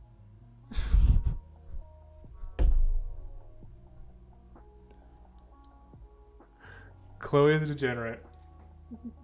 Chloe is a degenerate. 100%. Just confirmed with a comeback story. Chloe is a degenerate. We've 100% confirmed, ladies and gentlemen. We got her. What? You're 100% a degenerate. You just confirmed you're a degenerate. What the fuck did I come back to? Sketchy Canadian comebacks. Yeah, and the funny thing is, like, my mom, in one of my recent videos, I got controversial from it, but I really liked it because it was me and my mom, and it really explained a lot about me and my mom's relationship. So, let me give you a summary of me and my mom's relationship. Every time when I want to talk to this woman, she's either naked or doing something really sus. It's just like, I don't know why, but she's always like this, and I don't like it. So like when okay, so I had a video that I wanted to show my mom, a YouTube video, and I come in and I found my parents fucking. And I was like, no, I knew you were gonna say that, but I didn't want you to say it. Why'd you say it? Why did you say it, Chloe? I knew you were gonna say it, but I didn't want you to say it, dude. I knew it was coming. Dude, but I didn't want you to. Oh God. Okay, go ahead. Show vid. Oh God. So anyways. Chloe, walk in. Yo, what up? Oh God. No, I'm not filming. I wanted to show them a video. So I come walk in, I see my parents, doing the do. And I was like, oh my God.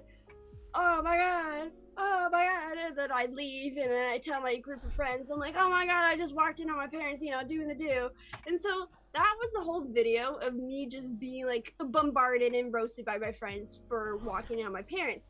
Later, my mom then comes into the video going, hey, I'm like, are you done fucking, basically? And she goes, yeah, we're done. And I was like, okay, cool. And she goes, like, let me see it. And then she starts making sexual jokes about me and my dad. Like, not me, like her and my dad. And it was just like, it was the most weirder if it's you and your dad. I know. Stop. No, go ahead.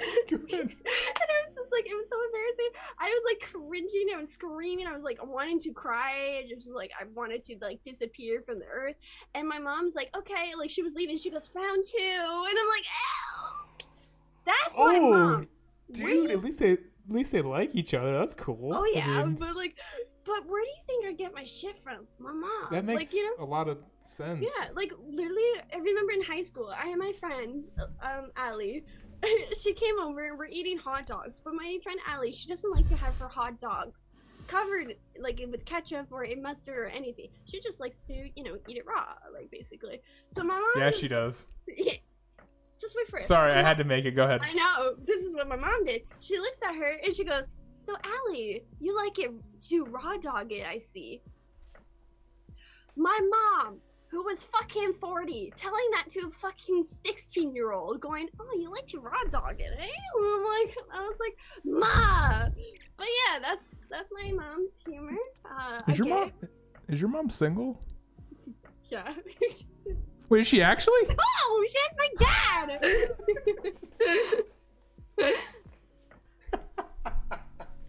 Okay, I was just asking for a friend or whatever. It's fine. Yeah.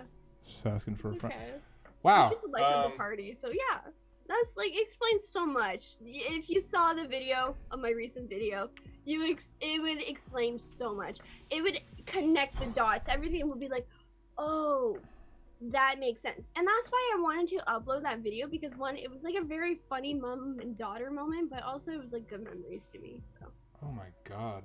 Parents fucking are good, dude. It's not good memories to walk on. But no, I know what you're talking about. I'm talking your mom. Your mom makes good memories of being the person she is and kind of being free as a person instead of just being really reserved and like not fun and shit like that. She can actually be open about what she's doing or what's going on. She loves the attention too. Like she finds it amazing. Like when sometimes she walks into my stream and she goes, hey.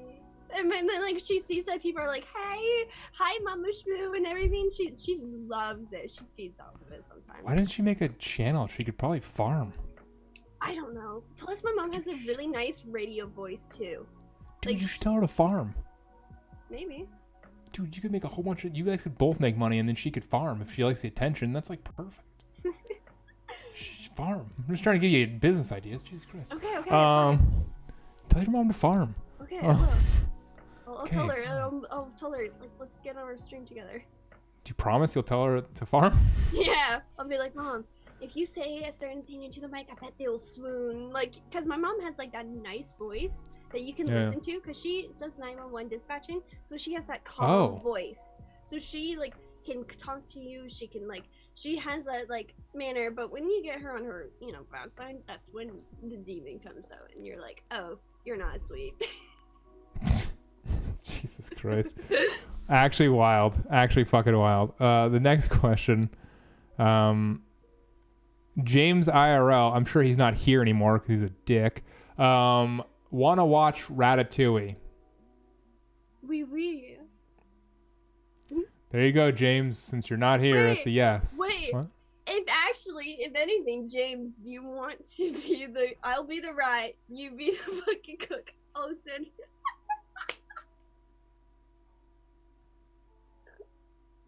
You don't know how happy that's gonna make him, I know. and that doesn't make me happy. No, you're fine. I like James. He's one of my good friends. Scarfo asks, have you ever done or thought about doing anime voice work? Good question. Yes, I have, and I think I actually did it for a fundraising. We talked about it on the podcast. Like I did a fundraising, raised like over like I think it was like $500 for my voice. Said very awkward shit, but there's also it was really bad. It's like really I think I have some audio files maybe saved, but it was like but I've done a voiceover for a game where I was like pretending I was like a little girl in like creepy gremlins sounds and stuff like that. But I kind of want to be an anime voice actor, but I don't like my voice, so I feel like I wouldn't be good for some characters, you know? I think not a lot of people like their own voice, honestly. I think that's a very heavy consensus. People are just like, oh, my voice isn't good enough, but I think you'd fare well in that. I think okay, a lot of that world is like networking. It's not just the voice. Like you have a good voice for that type shit. But a lot of that world is just networking with people, and you seem like you're very open with people, at least on the internet. I don't know what you're like in person, but I'm honest all the time, dude. I can't lie. No, I just mean like, not the honesty thing in person. I just mean like I don't know how you are in person, like networking wise. I don't know, dude. Oh, I'm really bad in person for networking. Fuck. I get really nervous, like when I had a potential to like be friends like with somebody like at like a convention. I totally blew it because I didn't know what to say or do. So I literally was just like, I didn't tell him like my Twitch name or my YouTube name. I go, I'm Chloe, and I walked away. Wait, you didn't say anything else? Just I'm Chloe? I got nervous, so I left. Was it a hot dude? No. I don't know. Oh, fuck. I kind of was drunk at the same time, too. Yeah, you gotta go in sober to those things. You can't go in drunk. You just gotta, like, suck it up and do it. You just gotta go up to him and be like, hey, how's it going? Or whatever. Yeah, I just wanted to dance, and I really wanted a donut, so I just... Fucking missed opportunity. They had a donut section, and I just wanted it. You could get unlimited donuts with the unlimited amount of money you have when you become a famous anime voice actor. Yeah. Yeah.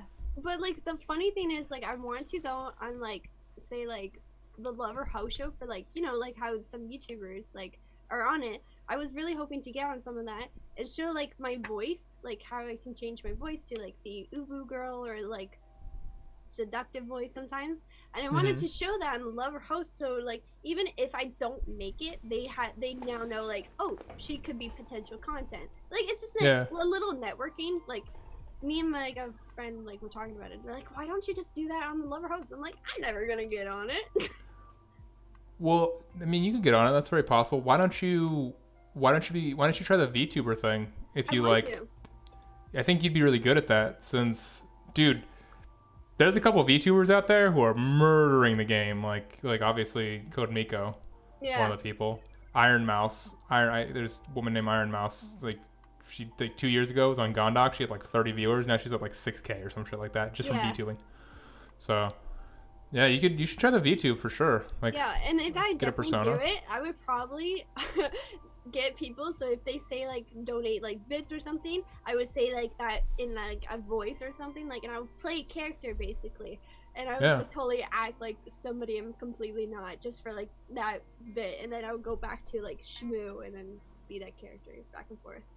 I think you should do that. I think that like obviously builds up your sort of like repertoire in your voice acting repertoire. Do you speak fluent French? When I was little, yes. Not anymore. No. What happened? Just not enough practice as of lately, or? Well, I just don't talk to people in French. So it kind of like I can understand like if somebody talks to me in French, like I can understand it. It's just to converse it back, I don't know how to go about it because I was also very slow on speaking when I was little for English and French because I had a speech impediment. So because of that, and for French, you have to know what you're saying and how to pronounce it properly. Because if you say something and like you say in a different way, you can change your whole sentence, and you can So I was always and it can get really weird. Yeah, it can get weird. Like there's like a word like fuck. Like if you say fuck in French, then there's like another word that's like means like a different word. But if you say it like different, you can like change the sentence. Like it's weird.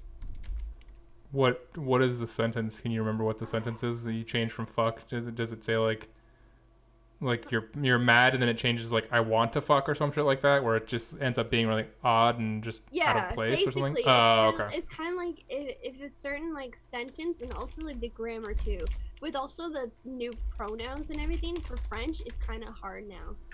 Okay. Because like French is a very feminine or masculine thing. So say if you're talking to somebody and you're using masculine terms and you're, you know, thinking they're masculine and they start speaking like feminine, and it's just like you kind of have to switch. Oh. So there's like those things. There's different levels of wording. Yeah. So Different like conjugations and just a shit ton of things that just hurt my head thinking about because I don't know any languages but English. Well, sign language, but I don't count that. So. yeah. Oh, you know sign language? Yeah. That's literally it. That's just Or I just did something and you didn't see it. I just finger spelled something.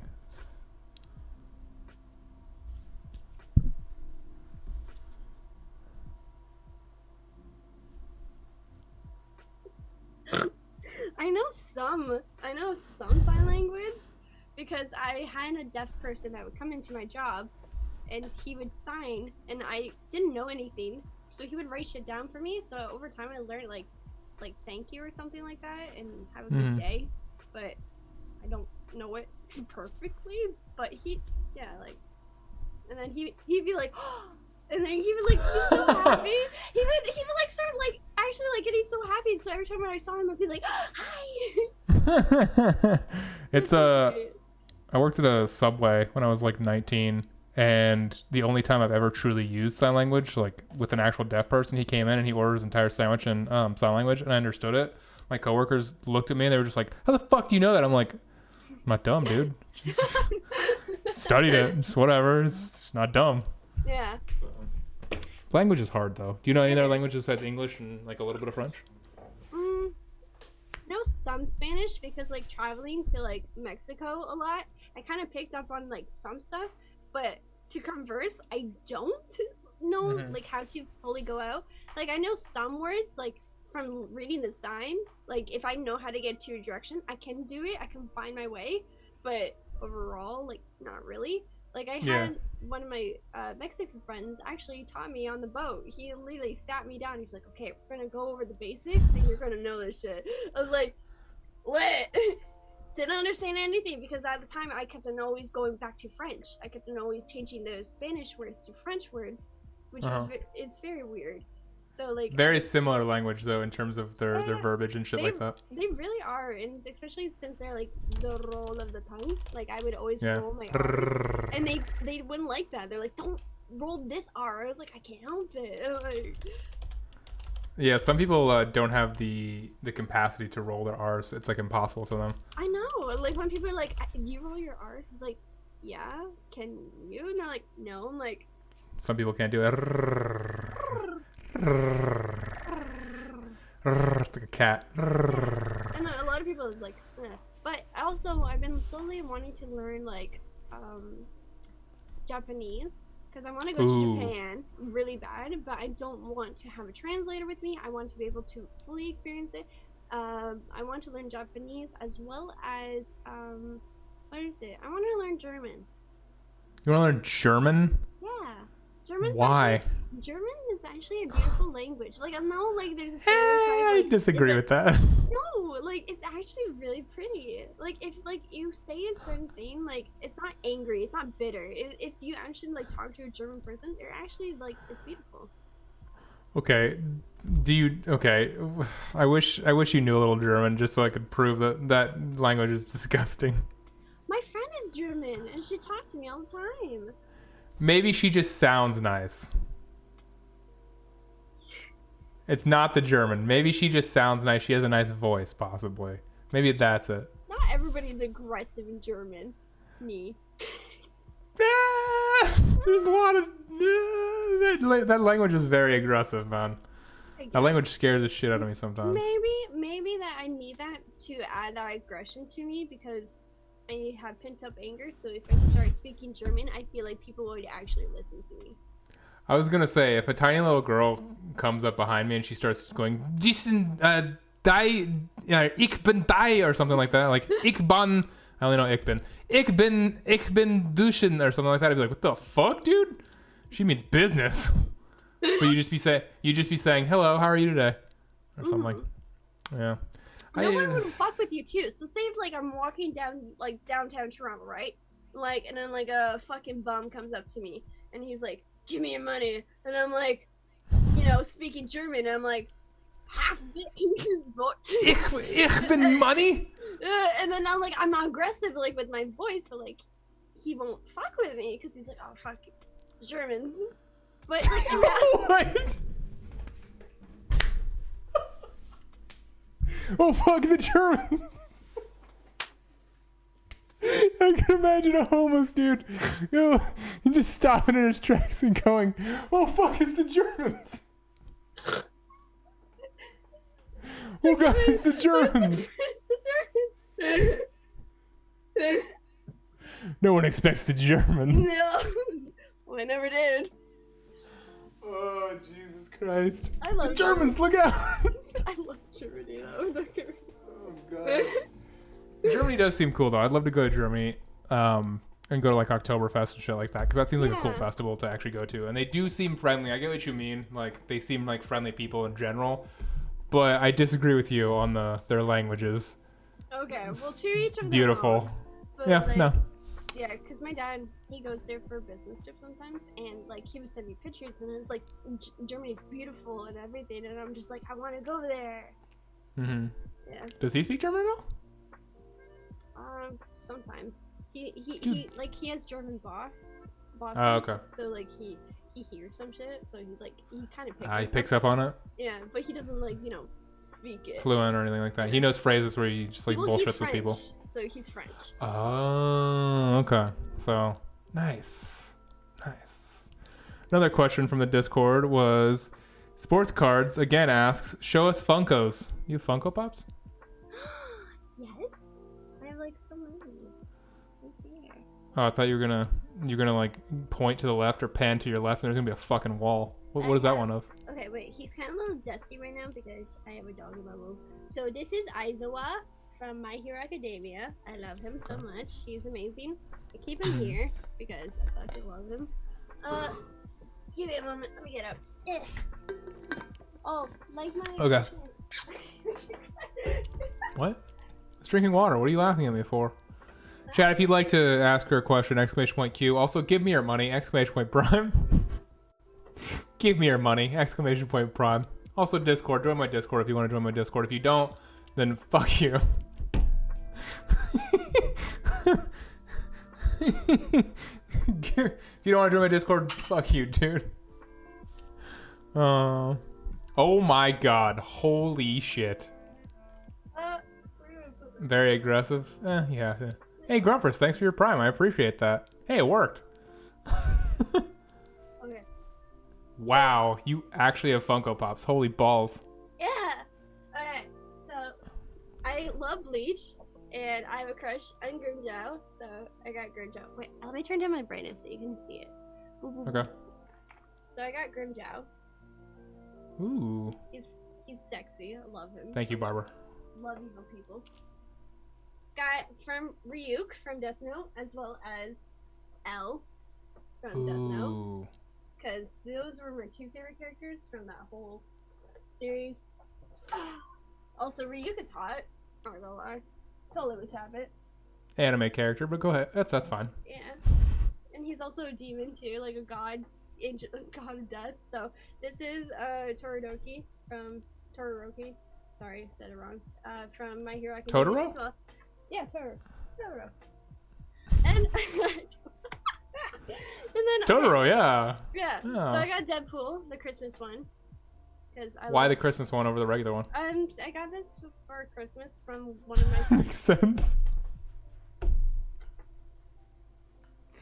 I got it for Christmas. That's why it's the Christmas version. Okay, sorry. I'm a douchebag. Go ahead. I got it for Christmas from one of my college friends, and I was really obsessed with Deadpool. I'm still I am. And I want to get all the Deadpool Funko Pops. So yeah, so he got me this one, and I thought it was cute. Cause he knows I don't like Christmas, so he got me that. So Interesting. I'm gonna ask about that afterwards. okay, Natsu from Fairy Tail. Natsu Dragneel, love him. I'm trying to make a pun out of this. I don't not see you without that thing. And then I got Hisoka from Hunter x Hunter. Mm-hmm. Do you know who he is? I need to watch more anime. I've watched 6 episodes of Death Note. I'm not gonna lie to you. Oh. Okay, well. It's a good series. I just got bored, like, of myself. You're slacking. Huh? You're slacking. And No. Hisoka's amazing. I love him. But yeah, he's a clown. Perfect for me because I need a funny man in my life. And then Bakugo. So. Wait, say that one again. Bakugo. Bakugo. Bakugo. Yeah. I like that name. It's a dope name. Do you have like hidden ones that away that you just don't have? Like, is that all your? Is that actually, your one's on the way. A few is on the way. Actually, 3 are on the way. So. What are the 3? So the one is like limited edition Kakashi from Naruto or Naruto or how do people say it? I call it Naruto. I think it's fine to pronounce anyway. I think it's like tomato, honestly. Yeah. So I got Kakashi limited edition one coming. I have Levi coming from Attack on Titan. Your name is Levi in Discord, yeah. I've learned that over time because I looked it up because I was like, what is this bitch doing? Like, I can't find her on my friends list. This is bullshit, man. I need to find this bitch to message her. And then it's like Levi's Levi wife. in there. Dude, it was so embarrassing when like Caprice was asking to add me, and I was like, oh no. And so I go, my name is Levi's wife. Hashtag 6699. Did you make that? Did you pay to have the custom tag, or did you just get 6699? No, I changed it. Oh, okay. I was gonna say. I've had 6969. I've had all the 6. Yeah, I've had everything. Just a gigantic degenerate pervert. Got it. Yeah. Right. No wonder you and I and Wet Shrimp and all those other people get along. This makes so much sense. It truly does. But yeah, it's embarrassing. So I have Levi on the way, and I also think, what else do I have? I think I have another. I don't know what. I think I have another one on the way. Oh wait, it's the Nine-Tailed Fox one from. Okay, yeah. From Pokemon? Ninetales? No. It's from Naruto. Do they make Pokemon Funko Pops at all? Yeah. Oh. They come like little balls and stuff like that, I think. I saw it on GameStop when I was looking. So I imagine the one on your desk is your favorite. Well, he's my husband. He's the actual person of age, so I keep him out. Mm-hmm. Yeah. It's got great hair, that's for sure. What got you into Funko Pop specifically over like any other things you could collect? Well, to be honest, I don't know. Did you just get one as a present or something, and then you just started collecting them, or was it just? So my first one was actually my Deadpool one, which I got like 2 years ago, and I was like, wow, this is pretty cool. So I've always kept him here, but he seemed pretty lonely, so I was like, you know what, I'm gonna get him friends. That's such a you thing to do. I need friends. I need friends for this Funko Pop. They don't fucking move. It's not like Toy Story. Well, or do they? Maybe they talk. Yeah, they might actually talk legitimately. I don't know that. When I'm gone, I don't know. I don't know what people are doing in my room when I'm gone. Yeah, exactly. Ew, that's gross. Actually, I thought I'd think about that. They need friends, Zach. Do they though? Do people get cats for other cats and like it needs a friend? But those like cats actually play with each other though, so it makes sense. Yeah. Like if you get a cat a friend, like the cat plays with the cat, or just like fucking bats the other cat or some shit. Just get a robo-cat. Just get a laser and you don't have to get another cat. It's easy. Just go on the wall. My cat actually ran into the wall and almost left a hole in it. Okay, you gotta be careful with those lasers, man. Dude. Imagine not knowing what happens in your room when you leave in 2021. I hate Skojin. Skojin, give me 100 subs. It's never gonna work. Okay, I have a kind of an odd question for you. Okay, go. It's a fun one though. If you were on death row, what would your final meal be? Poutine. just poutine. That's it. Like you can have anything, like drinks. Okay, food. so I had like I will have like a big like tin full of poutine, pulled pork, chipotle pulled pork poutine with tater tots on top of it, as well as chipotle sauce and mayo. That's actually really fucking good. Highly recommend trying that shit.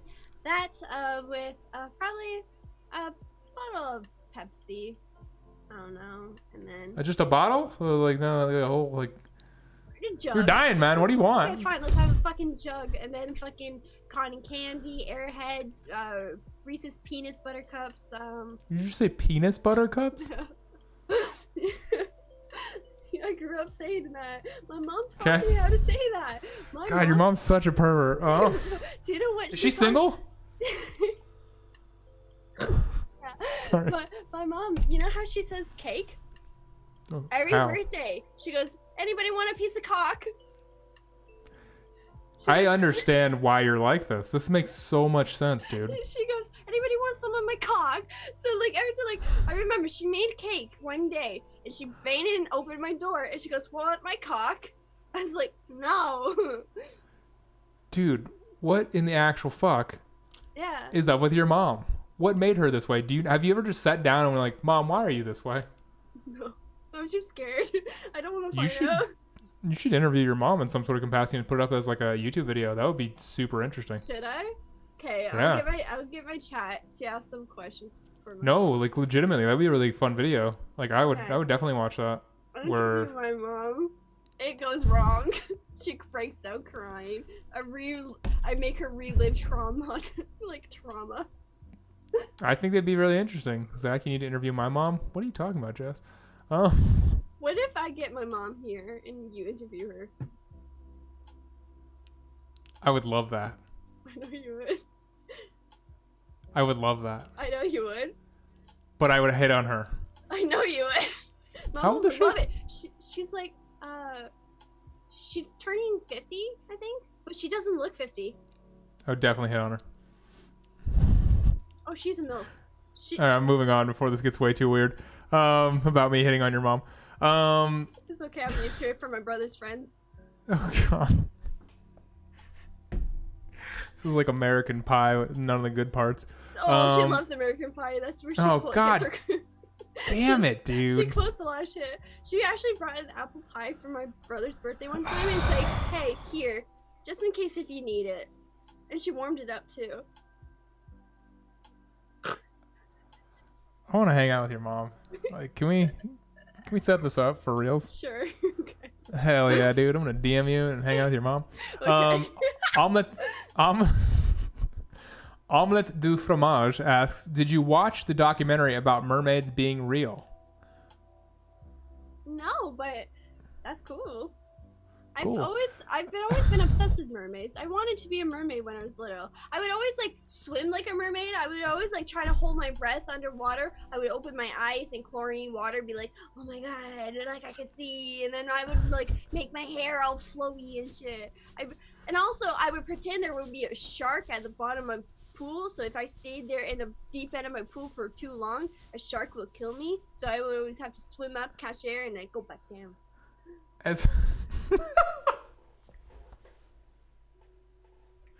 I think this is my favorite interview that I've had in a while, honestly. Like, no joke. Why? Yes. I don't know, it's just fun. Like, it's just a fun interview and you're very detailed about what you say. And you're just extremely, like, you don't think you're going to have a story for it. And then you're just like, I want to be a mermaid when I was little. You're like, huh? Omelette du Fromage isn't from your channel. Like, I've seen him in my channel before. But for some reason, he brought up a question about mermaids and you had a fucking story. I don't know how this is possible. There's no shark in the bathtub. Oh god, she's gonna bring out a mermaid costume or some shit like that. Guys, if you want to give me 100 subs, please give me 100 subs. I'm trying to buy a car or something. I don't know how that helps with the car, but just give me 100 subs. It works, right? I don't know. Join my Discord, one or the other. Remember the stream when I talked about older people being on trivia? Can Shmoo with mom be? Oh my god. Wait, Mermaids? we made it too hard. What the fuck, dude? I told you I've always wanted to be a fucking mermaid. Have you heard of omelette du fromage No. before? But Dude, that's weird. But yeah, I keep candy in my mug. Why do you keep candy in your mug? Cause I like candy. So I got candy from Japan here. I got bubbles. I got Hubba Bubba. I got that. Also, I have tea in here. If you want tea, I got Earl Grey tea, blueberry tea. I live in Los Angeles. You can't give me that tea, but thank you for the offer. I appreciate that. You're literally over 3,000 miles in Toronto. Oh, Thank you though. I've been in Toronto twice. I wish I would have been there or would have known you before going there, and it would have been funny. God damn it. We would have so much fun. It'd be chaos, honestly. It'd probably be me going, Chloe, don't do that. Okay, whatever. Fine, just do it. I don't care anymore. Okay, one time in Toronto, I got completely drunk. So there's like a bar. So like I think I can keep up with like a lot of my guy friends when I'm drinking. So I get like cocky and I'm like, oh my god, I can take like 10 tequila shots. But in reality, I can take like 8 or 7 sometimes. Depends on the mood. So we were in downtown Toronto in the basement of a bar and we're drinking and me and my friend Zeb, we're trying to fucking take shots back and forth of tequila shot. Next thing you know, we're like on our 10th shot and I feel it. And I'm like, bro. So next wow, thing you know, you finally feel it at 10. Crazy. I do. And plus I also had like 2 porn star shots and everything. So like in total I had 12 shots. Bring it back. Porn star shots? Yeah, we have porn star shots up here. The fuck is that? It's really good. It feels like you're being fucked by a porn star when you take it. Whoa. Whoa. It's really good. It's really good. What is in a porn star shot, and how do I get this in Los Angeles? Okay, so like, I'm trying to remember off my heart. So it's like raspberry, blueberry, syrup and everything, like vodka. There's like a little spritz of Sprite in it. But Ooh. without the shot, that's not in the shot. That's if you get the drink, they add Sprite to it to make it more like nice. But in the shot, it's like vodka, blueberry, and cherry shit, and then like you literally just tank it, and it's like really good. It's really good. I don't understand how a porn star shot is red and blue and not just all white. Red for female, blue for male. Get it together, make it purple, take a shot. You just been fucked. But shouldn't it be all white? No, porn star shot. You missed a joke. It's okay. I know. It's fine. It was okay, a joke anyway, about. Back to my story. So. It was a joke about cum. Anyway, go ahead. No. You want to add the whip topping to that? That's a cum. God damn it. Okay, fine. You win. Continue, Chloe. You okay there? Yeah. So anyways, I was like, we're in downtown Toronto, and we're done. Like, I started like being like getting really like I want to run around type shit. So I get very adventurous when I'm drunk. Like, I want to do shit. Like, I want to party. I want to dance. I want to like go on an adventure type. So next thing you know, we all start leaving it, and I'm running out. I run out to the middle street of Toronto, and I'm running down the intersection of Toronto on a busy fucking street. Keep in mind, and I'm having fun, and I'm like literally dancing and grabbing. My friend literally had to grab me by his scarf. He goes like this, chokes me, and pulls me back, and he literally created a leash, so I can't run. You were probably, when he took the scarf, you were probably just like, oh yeah, choke me harder or some shit like that, because that's you just give off that energy. I did. I was like, God damn it. I was like, wow, I didn't know we were moving this fast.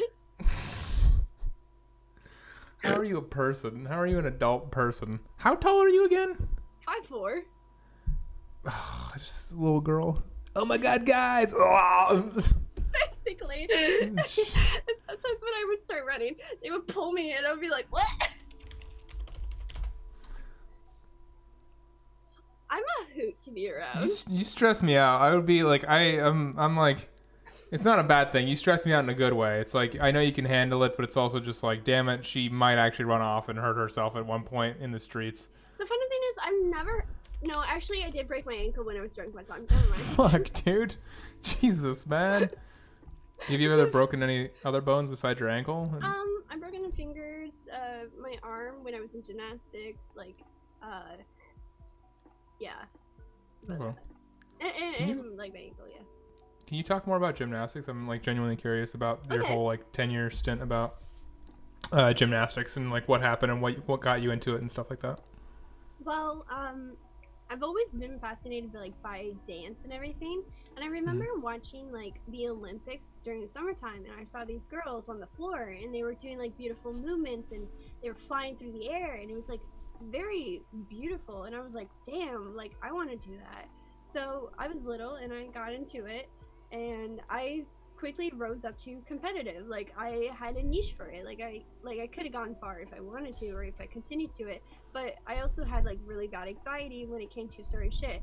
Because when I was little, this is where my broken arm comes in. I was doing shit like warm up, and I was doing backflips and shit, and I landed on my hand wrong. So you're supposed to normally land like kind of like this, so you put the pressure down.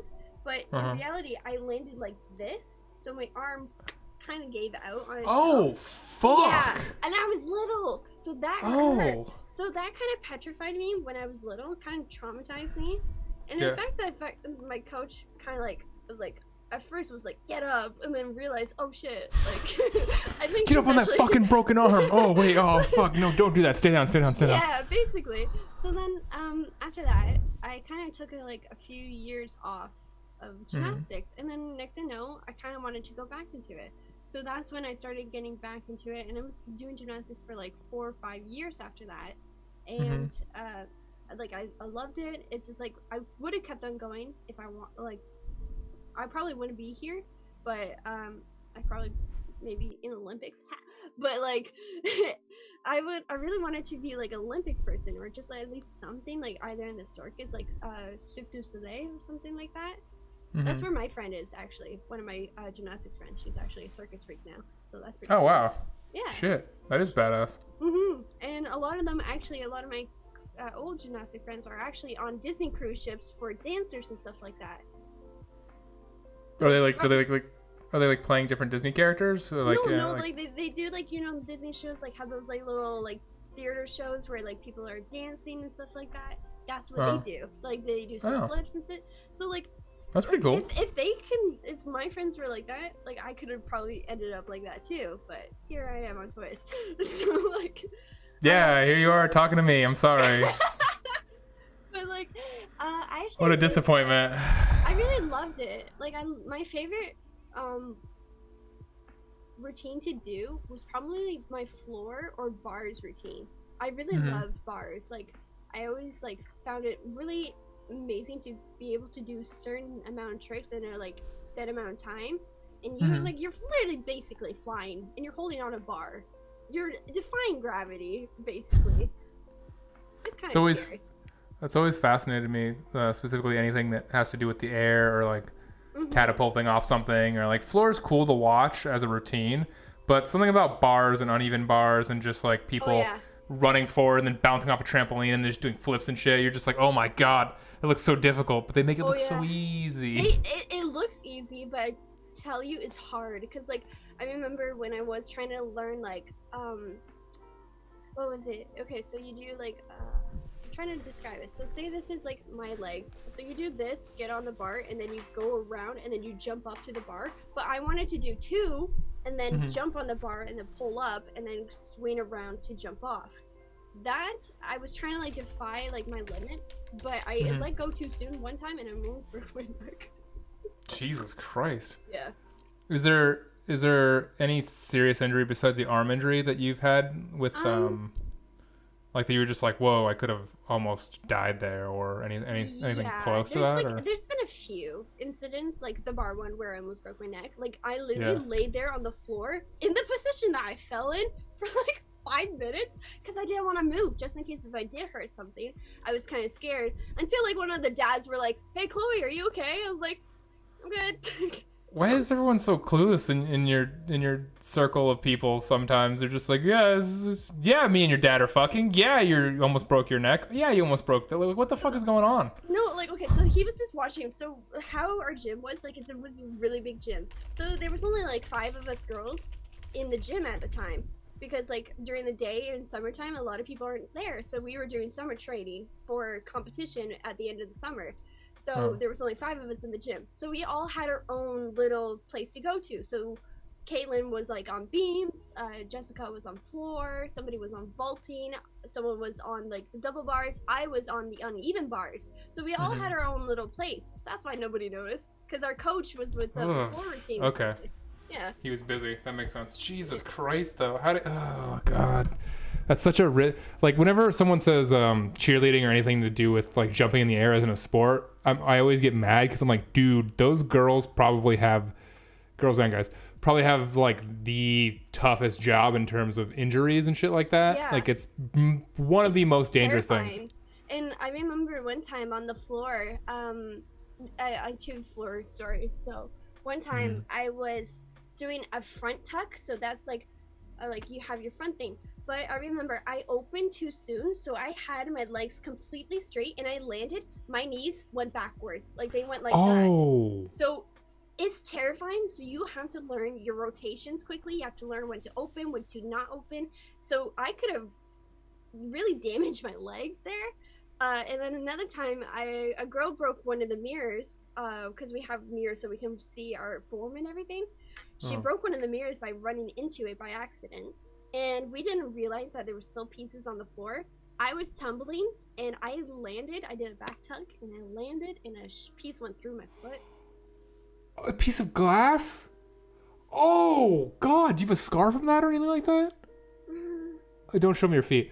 But just do you. It's kind of healed. I'm not going to show you. Audio. Good. No, charge for that on OnlyFans if you have an OnlyFans. Yeah. Special niche. Yeah. Honestly. But I just... Oh, God. But how... What?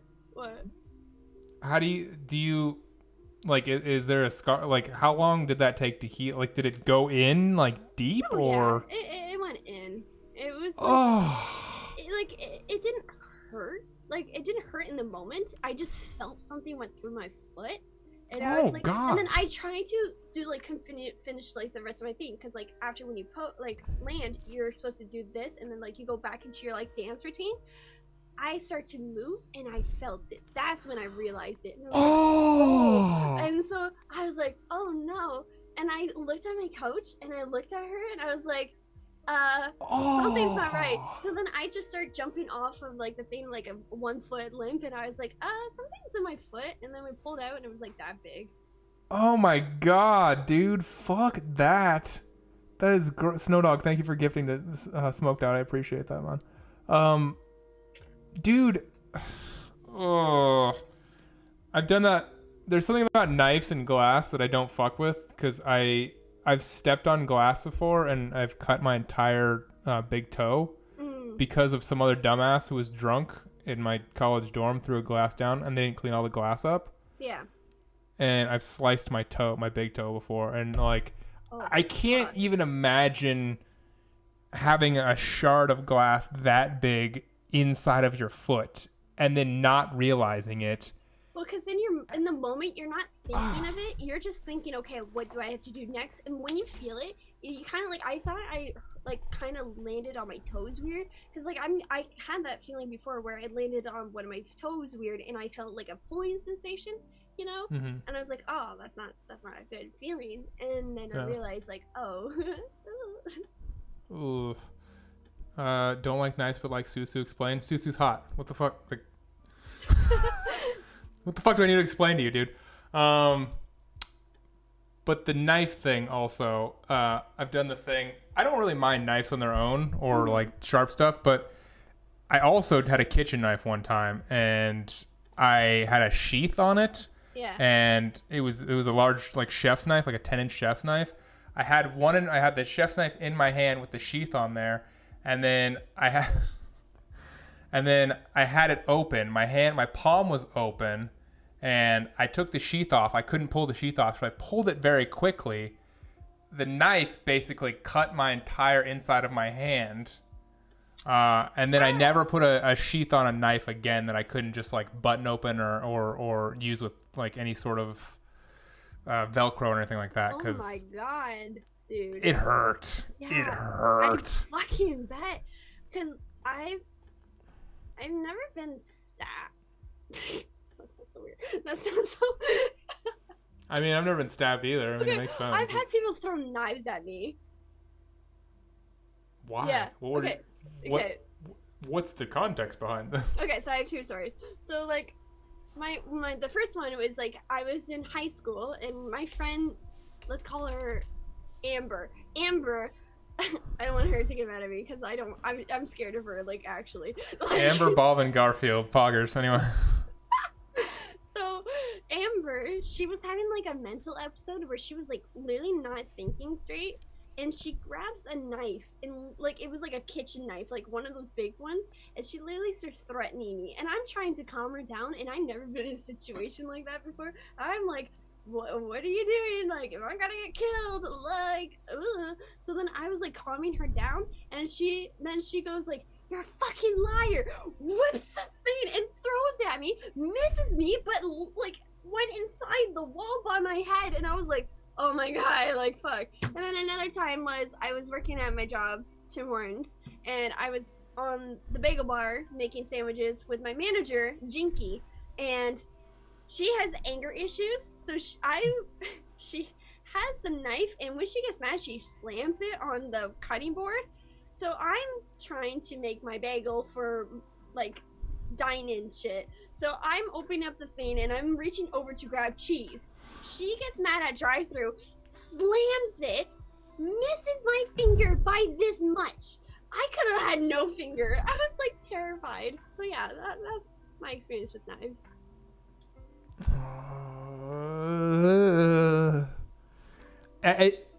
Both of them weren't your fault though, which was good. Like it would have been Yeah, bad no. if it was like both of them were someone else's fault, which it was just like fuck those people. But it was a thing where you had nothing to do with it, which is Yeah. good. You didn't hurt yourself with it, or you No. didn't accidentally drop a knife on your foot or some shit like that, which is No, good. but my fuck. communications technology teacher, want to hear something? So we were learning how to cut things like for like graphic design stuff like that.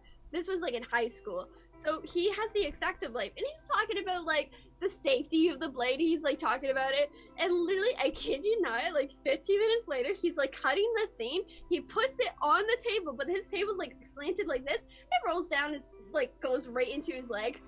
Oh, fuck, dude. The class are like, Oh. are you okay? And he's just like, oh shit. And pulls it out. I was like, oh my god, you motherfucker. I was like, ugh. Like I do like knives. Raph the genius in chat. I actually do collect them, like for Oh, yeah? reals. I want a butterfly Yeah, knife. but dude, I was looking at a butterfly knife the other day. I was like, oh, this is badass, and I realized I had to get a car instead, and I couldn't get it. I So. told my mom I want one, and then she told me no because I might hurt myself, so I can't get one. You can get a practice one. There's practice ones online. No, but I want a real thing. Yeah, but like get the practice one and then get really good at it and be like, hey mom, look how good I am in this fucking butterfly knife. I'm gonna buy a real one. You can't fucking stop me because I'm 25 years old. 24. Yeah, you'll be 25 soon. No, I'm 23 now. I'm turning 24. Okay. Okay. Okay. So I'm 25. I'm not that old yet. It's okay. I'll be 31 soon. Raph the genius says, can you tell me a joke? The fuck, Raph? No. Okay. Sorry. Wet Shrimp asks, do you masturbate to wet shrimp? No. Great, thank you. No, Sports says, favorite part of PAX East? Good question, Sports. Thank you for a real question. Okay. I like meeting people. It's like the experience of getting to know your online friends. I find the most like amazing part. But overall, like I just like going to like the convention and seeing like the upcoming games or just watching people play. Like I remember I was just watching this one chick like deck all these boys in games, and I was like, "You go, girl! Fuck yeah!" Okay, so it's just meeting the people and... Yeah. Wait, you specifically like meeting your friends because like sometimes you get nervous meeting new people. So Yeah. what's like the best thing you can do to suggest to somebody to like, or what do you think you could do to meet people without being so nervous? Like, you think it's just an anxiety thing and it's just not gonna go away, or do you think there's some sort of solution to It'll it? go away with time and practice and everything, because like Yeah. like last year, I had people come up to me and be like, "Oh my God, you're Shmoo," and I didn't even know these people. It was like, "How do you know me?" Like you know, like I was kind of like, "Who the fuck are you?" But okay, hi, let's talk. Like I literally had a conversation with like somebody for 5 minutes, and I didn't even know who they fucking were. Like. But they're like, yeah, I follow you. I was like, oh yeah, that's awesome. I was like, I don't know who you are. I'm really bad with names. So like, if you say your name to me, I won't know you. Just, yeah. But my suggestion for people, like, if you have anxiety when it comes to like meeting your like online friends or something like that, just think about it as they're just like still behind the screen. You're just now interacting with each other. Like, if anything, it's kind of like VR. Just pretend you're like in VR with somebody. Okay, that's actually a really good tip. Actually, it helps. Actually, really is a good tip to like to pretend you're in VR with them and just be in that sort of space or whatever. Yeah. Huh. Create a Never scenario. Yeah. Huh. It's actually good. Do you ever create the scenario when you're doing it, or? Oh yeah, like VR a lot of times. Like when I was meeting like a group of people, I kind of just be like, it's like me introducing myself in VR to like create friends. It's just like, okay, I'm going up, and I'm like, hey, like, hi, my name is Shm0oo, like, but it's you just kind of like picture yourself as the avatar, I guess. Yeah, you kind of just like picture them as like who you see their avies as, and you feel more comfortable and stuff like that. That's a good tip for people who are kind of like nervous or like anxiety, like ridden. Kind of just picture them, not the whole bullshit. Like picture them naked because that never works, but picture them like their avatars. That's actually smart. Yeah. So, yeah. And just think about it. You probably cried to them. You probably like said weird shit to them. They probably already know your full life story already. Don't be a fucking pussy. Just walk up to them. You probably cried to them before. True. I don't think I have. I've definitely mentioned depression in my chats before and shit like that, but I've never cried to my chat. So not yet. I'm sure at some point I will. Some point. Yeah. My recommendation is like one girl came up to me, and I know she probably didn't mean ill will, but at the time she came up to me and she goes, "Yeah, I'm wearing your ex's merch." That's fucking weird. And I was like, cool. And this was like freshly after a breakup too, and I was just like, it hurt, it stung a lot, and I was like, okay, first of all, you don't bring up an ex around somebody at all. And like, I know she had no ill will, but it was so funny to me. She's like, yeah, like I'm wearing this sweater because I don't want to offend you, but because I'm wearing your ex's merch underneath. I was like, you didn't have to tell me this, but congrats. That's someone who's not socially aware of something. No. They could have just been like, yo, they didn't have to mention the merch. No, Fuck's sake. Like, they really that's just did. not. But I find it funny, but in the moment, like, it really hurt because, like, I was still, like, my ex was in the convention somewhere, and I really wanted to see him, but, you know, I couldn't. But, like, the fact that she said that kind of, like, stung, and I, like, broke down crying after she left. I was like, oh my God. I'm sorry. That oh, no, sucks. it's funny. I'm laughing now. The fact that I'm laughing now means I healed. Okay, that's fair. You have a good outlook on things, though. So, I appreciate that. What would you say to someone who just doesn't feel wanted, I guess, in the sort of like Twitch space? Because sometimes it's really hard for people to make friends on this platform, I would say. Okay, so my suggestion is you're always wanted by someone. You may not have them right now, but in the future, you will have someone that will want you. They're going to be there. They're going to be your light. They're going to be your source of everything. Just because right now, everything may seem dull and you may feel like the world is out to get you, but you're going to have that one person who will be your world. It's true. Yeah, there's definitely someone that will match what you do. Like, it's not necessarily, you just might have to search a little more, honestly. Like, there's a lot of people think it's just like, yo, I've searched 5 people and I give up. It's like, there's a lot of people out there, man. You kind of gotta, like, there's 8 billion people on this earth. Like, you think of like a handful of people that may not like you, it affects you that much. Think of how wide the world is. There's 8 billion people. That little group of people are so minuscule to what could potentially be out there. You know what? You just encouraged me to cancel the Package Deal podcast. Wet Shrimp, I fucking hate you.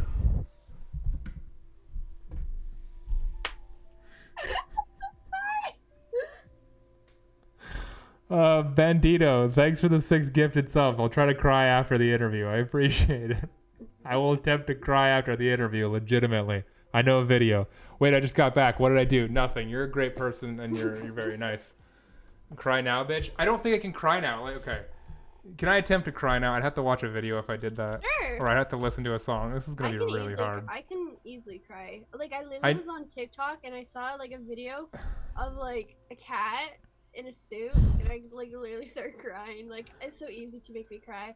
I want to do a video where my viewers or anything send me, like, videos of sad videos or sad TikToks or whatever, where I try not to cry. And if I cry, like, I do something. I don't know. You don't know. You just gift 1,000 subs or something? Yeah. Okay. I'm going to try this. Old Man Take... What's that song? Cats in the Cradle? I cry at that song. Let's see if I can do this. Do you actually? Yes, fuck off. I actually made a sad, like, compilation to that. Like, I had a French project where I talked about my cats and everything, but all my cats are dead now, so every time I hear Cats in the Cradle, I think of my dead cats. Oh no, do you cry to that song? Yeah. Maybe I can make this work for both of us. Do you want to start at the same... Do you want to start at the same time and attempt to cry at the same time? No, I will actually start crying right now. Don't tell me. Fuck. Okay, I'm going to try to cry. I'm going to listen to it in the background. Okay. It doesn't make me cry. That just makes me think of Gears of War. I love that game. That doesn't make me cry. That makes me literally think of Gears of War and like Marcus Phoenix and shit and like taking over and fucking dominating using a Lancer chainsaw and shit like that. Rami, no. You gotta change your thing to like all black and white right now. Yeah, that's perfect. Yeah, it doesn't work. Let's move on with the interview. Around me are familiar faces, worn out places, worn out faces, bright and early for the daily races, going nowhere, going nowhere. Their tears are filling up their glasses. I can't. This isn't working. This is definitely not working. I think we're making people leave. Sorry, everyone. I didn't mean to make you leave. I'll try to cry at the end on the reels, though. I'll actually try to cry at the end. I don't think I can do it with people near me. Oh, fuck. Ugly man. Oh, God. Okay. Fuck. Kill me. Just fuck. Okay. Back to this. I'll try to cry at the end for reals. What's one thing you wish you knew before you started, like, content creation? Don't trust people so easily. You answer that very quickly. Why so? Is there anything that you would feel comfortable with saying that why that reason? You could say no. It's just like I trusted so many people with like personal shit. Like I felt comfortable sharing like how I felt in the moment. Like I'm a very emotional person, as you can tell. Like I like to tell how I feel in the moment, but a lot of people that I told took it as how I felt it in general, and that's where I went wrong. And a lot of people took things, and I shouldn't have been so trustworthy to a lot of people that didn't earn my trust. And a lot of things, like I give people my trust. Like I'm willing to let you break my trust, and I won't trust you again. Instead of like you like earn my trust. So yeah, that makes sense. Where I mean, you summed it up perfectly. I don't even really need to sum it up on my end either. Like that's just don't be a dick to you. That's just like being. Good. No. It's just like I just don't trust people so easily. Make sure you create that foundation of like friendship and trust and bond before you start giving them like actual information about you. Yeah. Because like in this world of content creation, people will use anything, like little dirt that they hear or see or something that you say, they'll use it against you, regardless if they could be a good person, you know. I had a friend I recently talked to where they were like, I didn't realize how fake content creators were. Yeah. In general, and I'm like, I've kind of already used to a world like this, just because working in entertainment and Hollywood and stuff like that, like you see that daily basis. There's like when I was an assistant, assistants will cut assistants off to fuck them over so they can get higher and shit like that, even though they're supposed to work together, but they have that smile on their face when they're doing it. And very similar world. I know Yeah. content creation is probably more cutthroat because there's so many people who want to do it. There's a weird, it's a weird world though. Like people will pretend to be friends with somebody for so long and smile around them, and then they'll just shit down their throat the first chance they get. Oh They'll yeah. DM. You see that a lot, like with like cancel culture. Like let's use that example. Like if you say like you do something and like someone calls out one person, you'll see a tower will start falling. Like it's a domino effect, because the people that you thought were your friends will turn on you because now they've seen clout and number from calling said person out, and they'll go towards that.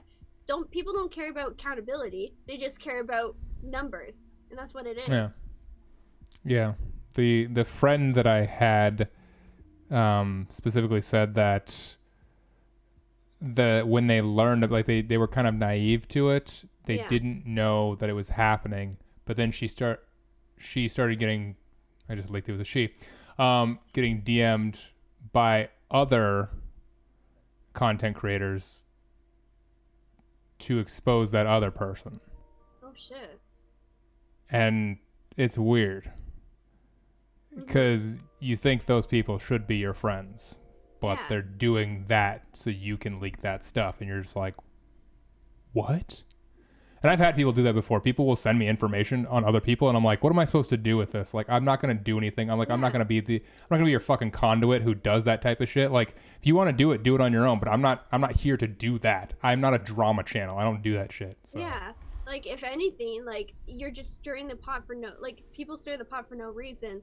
Like, conversations in private are supposed to keep private, because the person that they're telling to, they're trusting, and it sucks. Because like a lot of conversations get exposed because people see gain from it, and it's like no. Yeah, it's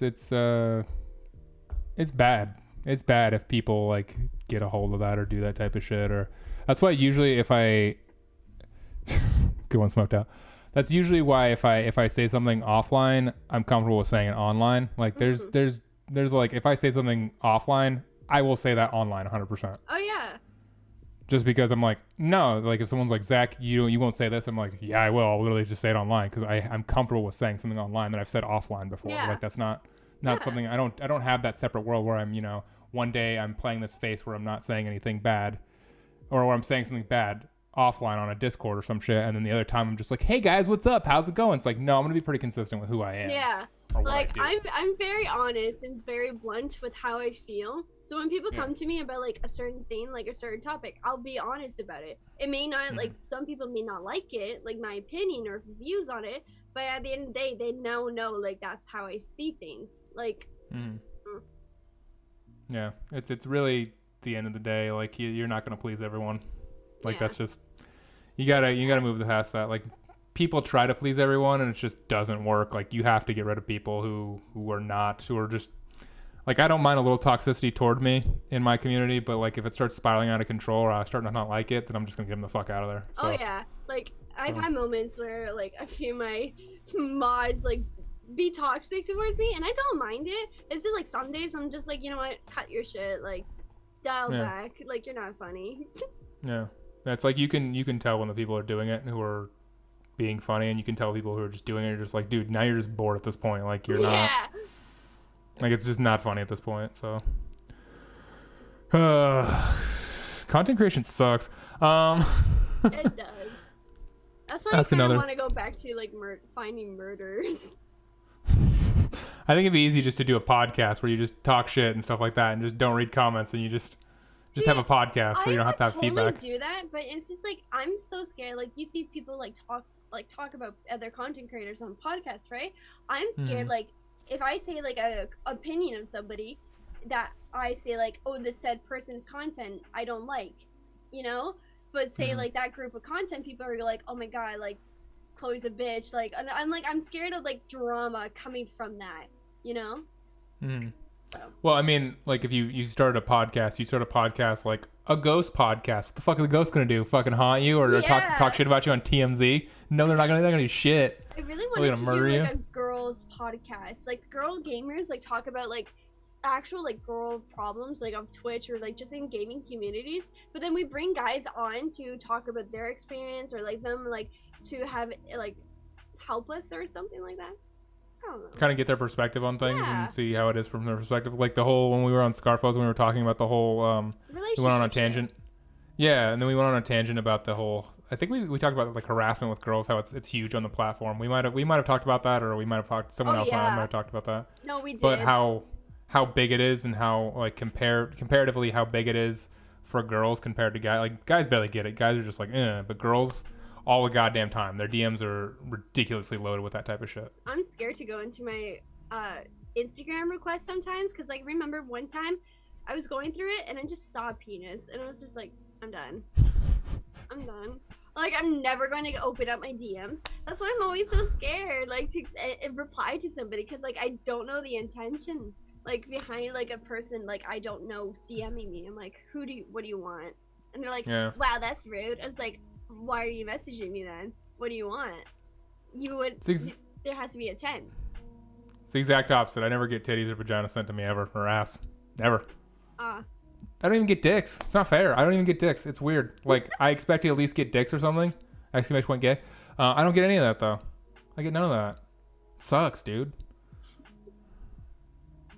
I just want to make fun of it, though. Like, I DM them back and just make fun of it. That's what I would do. Oh, yeah. That's what I want to do. I want to reply a meme. But I'm so scared, like, if I do that, it's, like, inviting them more. Yeah. Yeah. See, it's different. It's definitely different for guys over girls. Like, if I did that, they'd just be like, haha, bro, haha. If you did that, they'd be like, but, like, do you like it, though? And they'd keep pestering you about it. So, like, exactly. So very different. It's shitty. Yeah.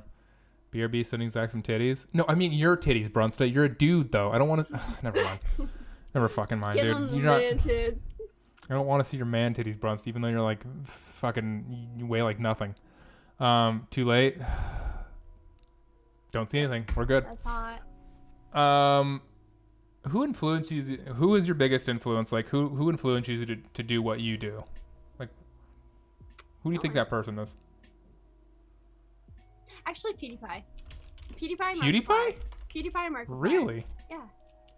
Are those the two that you were just like, ooh, content creation? I'm gonna do it because of them. No. If anything, it was actually my ex. Mm-hmm.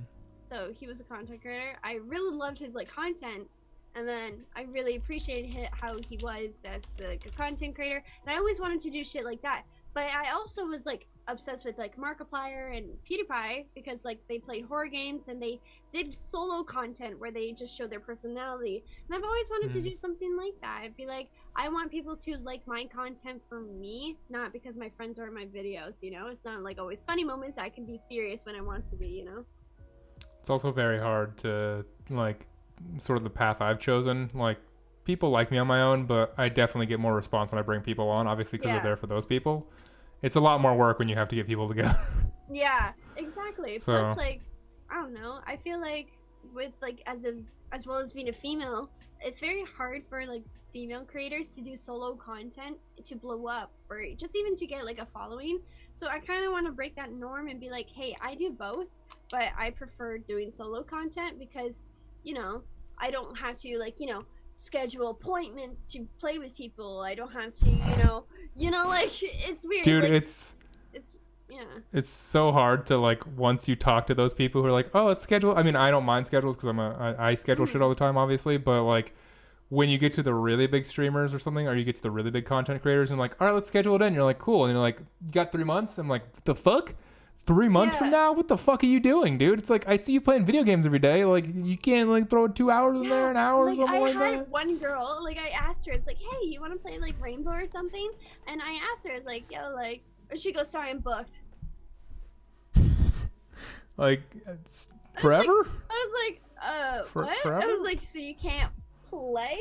I was like, if just even for an hour? Because like I just wanted to play, and like she's thinking like, oh, content. I'm just like, but the thing is with me, I don't record content, I clip content. So like my thing is I've always had shadow play going. So like I shadow play as a GTX like thing for clipping things. So I always have that going on my PC. So if a funny moment happens, I can clip it instantly. And I find that more genuine, more honest, and more funnier because you're not forcing content. Unlike Yeah. some people that I used to play with, they would schedule meetings and schedule like sessions to get into, and then you had to put on an act. You had to pretend to be funny in that moment. Yeah. Yeah, there's definitely times where I've definitely been in a Discord, like Wetshroom's Discord or my Discord, and we'd play Human Fall Flat, and funny moments just happen. Yeah. And we don't record it, it just happens, and it's just fun. And you're just like, oh, fuck. And then there's the afterthought of, oh, I wish we would have got that recorded or whatever. Johnson knows what I'm talking about. I wish we would have recorded that, but it's also like the pureness of the moment makes it better, where you're just like, and then, holy like, fuck, that was actually hilarious. And then when you make a video out of it, and then you show your friends a video, they're also going to love that because they're like, oh my god, I remember that. That was so fucking funny. Like, it's more of a genuine feeling. Because a lot of shit, like my videos, they're not like pre-planned. It's just like in the moment. It's scary. Like, not scary. I was thinking of phasmophobia when I said that. Thank you for sending me titties, Brunsta. I fucking hate Brunsta. Literally sent me tits. Where's my titty pics? Huh? Where's my tits? I don't have them. Show me yours. I'm not showing you my titty pics, dude. I've never sent a nude, and I will never send a nude. I won't even send a nude to my future wife. Fuck that, dude. She can just, if she wants to see the goods, she can see that shit in person again. Really? And again, because we're married, obviously. No, I'm not sending fucking nudes to my wife. Fuck that, dude. She can get this dick when I'm at home. I'm not sending that shit, homie. Fuck that. I'm not about that life. I'm not sending dicks over the internet. Have you ever sent anything over the internet? That's a yes. I mean, I've had people send them to me, but yeah, because like I was in relationships, like, and it takes me a while to actually like send them. Like, I have to meet a deadline. So like in a relationship, you have to reach the 3 months mark, and that's when I can trust you with photos. 3 months, that's it? Well, that's when you're like already sucking their dick and having your gargling your balls. So like, yeah, why not? Okay, I have a question for you. Now that you mentioned gargling balls and shit like that, are you weird? Okay, weird lead in. Okay. Is it okay? Once you see a dude naked, like the guy you're dating or whatever, do you think it's weird to like? Are you like very cover up? Like when you're, because if I see a girl nude and they see me nude, I casually will walk nude throughout wherever because I'm just like, they've seen me naked at this point. Who gives a shit? Like, are you the same or do you cover up like when you're naked if you've already seen the? Okay, so yeah, you don't like go, oh my god, don't look at me, I'm naked. Like, You're just it like, takes you see me naked a before. while to get to that comfortable because like I'm very insecure about my body. Like I'm very tiny, I'm very petite, so like of course I'm going to like be insecure. Like, oh, you can sort of see my ribs, you can like, you know, like shit like that. I have to warm up to like knowing that they like my body, you know, in a way. Yeah. So like I'm just waiting for like that moment, and then you know I will use my ex as an example. Like literally, I literally was like pantless, and I walked downstairs, and just like. Okay, so yeah, Sure. it just takes you a little bit of time to get like comfortable with it, but like you're not one of those people who are always weird. Because I had a girlfriend who was like that, and I was like, what the like I dated her for a while, and I was like, why is she always like this? She's no, I know what she looks like naked. She knows what I look like naked. Why is it weird?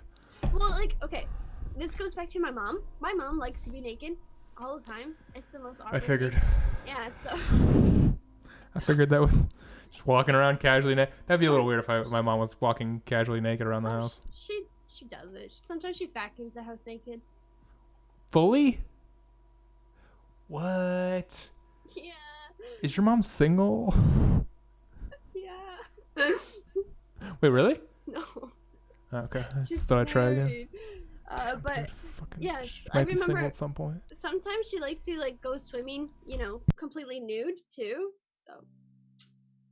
Well, I mean that makes sense Well, because that's refreshing. It's not. No, it's refreshing. No, because we have neighbors, and they can see into our backyard, and my mom loves it. She's like, if they're looking, they're looking. I think That's what Wait, I think there's a photo in my like photo album, like of my mom. She's guarding, and next thing you know, like my dad comes out. She flashes my dad, and like someone took a picture of it. It's in our photo. It's in a photo album? Yeah, family photo album. Oh my god, that's a weird. Okay, that's a little far. Where you have a family photo album when you're flipping through, you're like, oh, there's Chloe when she was young. Oh, there's dad on the trip to the fishing, whatever. Oh, there's your mom toplet. Like, that's a little much. You That's don't a little see much. anything. You just know the story, you know. You just see her back, but you see my dad. Oh, you see her back, but she's getting. Oh, Yeah, but okay. she's I thought. flashing my dad, and you see my dad's reaction going, like tits. Who's taking the picture? I don't know. I don't know. Voyeurism? Zach, stop trying to find her on the internet. I haven't searched once, honestly. I'm sure I could just go to Chloe's page and look through clips or something at some point if I wanted to. Like, I don't think that's a huge deal. I don't think somebody actually clipped me and my mom. I don't think somebody actually has. Yeah, I looked through like 10 clips. I was very lazy, honestly. I'm not gonna lie. I wasn't trying to find your mom at any point. I think I have over like 2,000 clips, I think, in total. Yeah, I'm not doing that. No, don't do it. It's not worth it. That's a lot of work, honestly. Yeah. Maybe in the future when I re-interview you or something like that. Yeah. What question would you ask yourself that I did not? I don't know. Is there anything you want to talk about or anything like that of interest? Or you're just like, man, I wish Zach would have covered this for some I reason. don't know. What do you want to converse about? Nothing. I'm just asking you if you wanted to talk Okay. about anything. Well- It is a bad question. That's a bad question because like I'm willing to talk about anything. You can literally ask me anything. Okay, well, I'm going to bring up a tweet of yours then. I'm going to go to a segment called Explain the Tweet or whatever I call it. I can't remember what it is. I think it's called Twitter the Tweeter or whatever the fuck. Oh. Wait, where the fuck is it at? I had it right here. Now it's gone. Oh, wait, there we go. Okay. There it is. This is Puppy. Bam. Okay, I brought it up. Yeah, I have a cheat sheet. Chat, go fuck yourself. Okay, it says, so my dog thought it would be fun time to escape the backyard and run around town for an hour or so until an old man picked him up and brought him back home. He is very happy with himself, but I'm happy he is home back safe. How long have you had that dog? And what do you love most about that dog? Because I see that dog a lot on your streams. Yeah. So that's Brody. He's my golden retriever. He's 6 years old actually, and I've had him since he was like a pup. Actually, so funny story, a cute backstory. So I had a golden retriever named Charlie prior, and he was like my dog. He would sleep with me. He would protect me. He was like my dog. And one day I didn't come home from school when I was supposed to look after Charlie. He was like a really old dog. He passed away while I was away, and so of course like I was very distraught and I was very depressed, and I really wanted another dog because like I felt empty without my dog Charlie. And so my parents surprised me at one time, and they took me to downtown area, and they're like, oh, we're going to see my friend. They have puppies, Chloe, just forewarning you, just don't get your hopes up or anything. And I was like, okay, cool. And then I just see a whole kennel full of puppies, and of course Brody, who's really interested in me, so like starts cuddling me and starts holding me, and like I'm holding him and I'm falling in love. And the next thing you know, like my parents and my dad like and everything like leaves the room with Brody and everything. Next thing you know, like we're all playing with the other puppies, and my mom goes, Chloe, come here. I go, okay, yeah. And then my mom's like, this is yours. And then they hand me Brody. And I like start crying, and I was like, oh my god, I'm actually gonna start crying because it was like such a cute moment. And I was like, I loved it. So he's like my boy. I love him so much. So yeah, so to explain that photo, so my dog doesn't really escape the backyard a lot, but when he does, he likes to go on adventures a lot. So we have like a snowing out, so I guess when I went to the bank and everything, I forgot to close the gate completely, and so the gate was a little bit opened. That was enough for him to escape and run around. I didn't know. I was gaming. I forget what I was doing. I was like either I was gaming or in a call with somebody. I didn't even know what this was happening. And the next thing you know, my dad comes into me and he's like, Chloe, where's Brody? And I'm like, is he with you? And he's like, no, I thought he was with you, because normally he's like chilling there in the background, like, you know. And I was like, no, where's Brody? And then we couldn't find him in the house. We looked in the backyard, couldn't find him, and we lost him. I was freaking out. I was like, what the fuck? It's a big dog too to lose. Yeah. Fuck. And then he's a pure golden retriever too, so that's even so I'm now thinking like, oh my god, I just lost my fucking dog, and I'm like freaking out, and I'm like, oh my god. And then next thing you know, like I'm upstairs like watching anime to distract myself because there's not much I can do because now my dog is gone. Because like I can't, because like I don't have a car or anything, like, and my dad has to work, so like we're kind of fucked right now. But we kind of like went up and down the street looking for him, couldn't find him. Shortly after, like 30 minutes later, he like an old man comes to the door knocking on it. It's like, is this your dog? And there's Brody, like, wagging like, oh my his god! tail. My dog is like, hi, I'm here. Like, he's like all happy and shit. And my dad was like, get the fuck in. And I was like, and the old man, I was so blessed to have this old man bring Brody back. And it was like, but Brody was so happy. He was like, I don't know if you can see in the photo, but his tail was wagging. He was happy as a dog. He's smiling. He was like, I went on an adventure, Mom. I saw some people. I got pets. And he was like so happy. And I was like crying. I was like, dog, don't run away ever again, you stupid idiot. Because he used to do that all the time when he was a puppy. Because he would used to sneak under there. So imagine a golden retriever puppy running around. Like, that's terrifying. So like, I was like, oh. But yeah, that's are dogs not like tracked whatsoever, and like do they not have like chips in them or anything like that, or what? We put a chip in Brody because normally he's like a good dog. But yeah, so it's kind of like a random thing where you're just like, you motherfucker. Yeah, and plus like he has like a lot of like tags on him that have like our names on it, like our contact information. So we have that. Plus like everybody in our town, like I live in a small town outside of like Toronto and everything.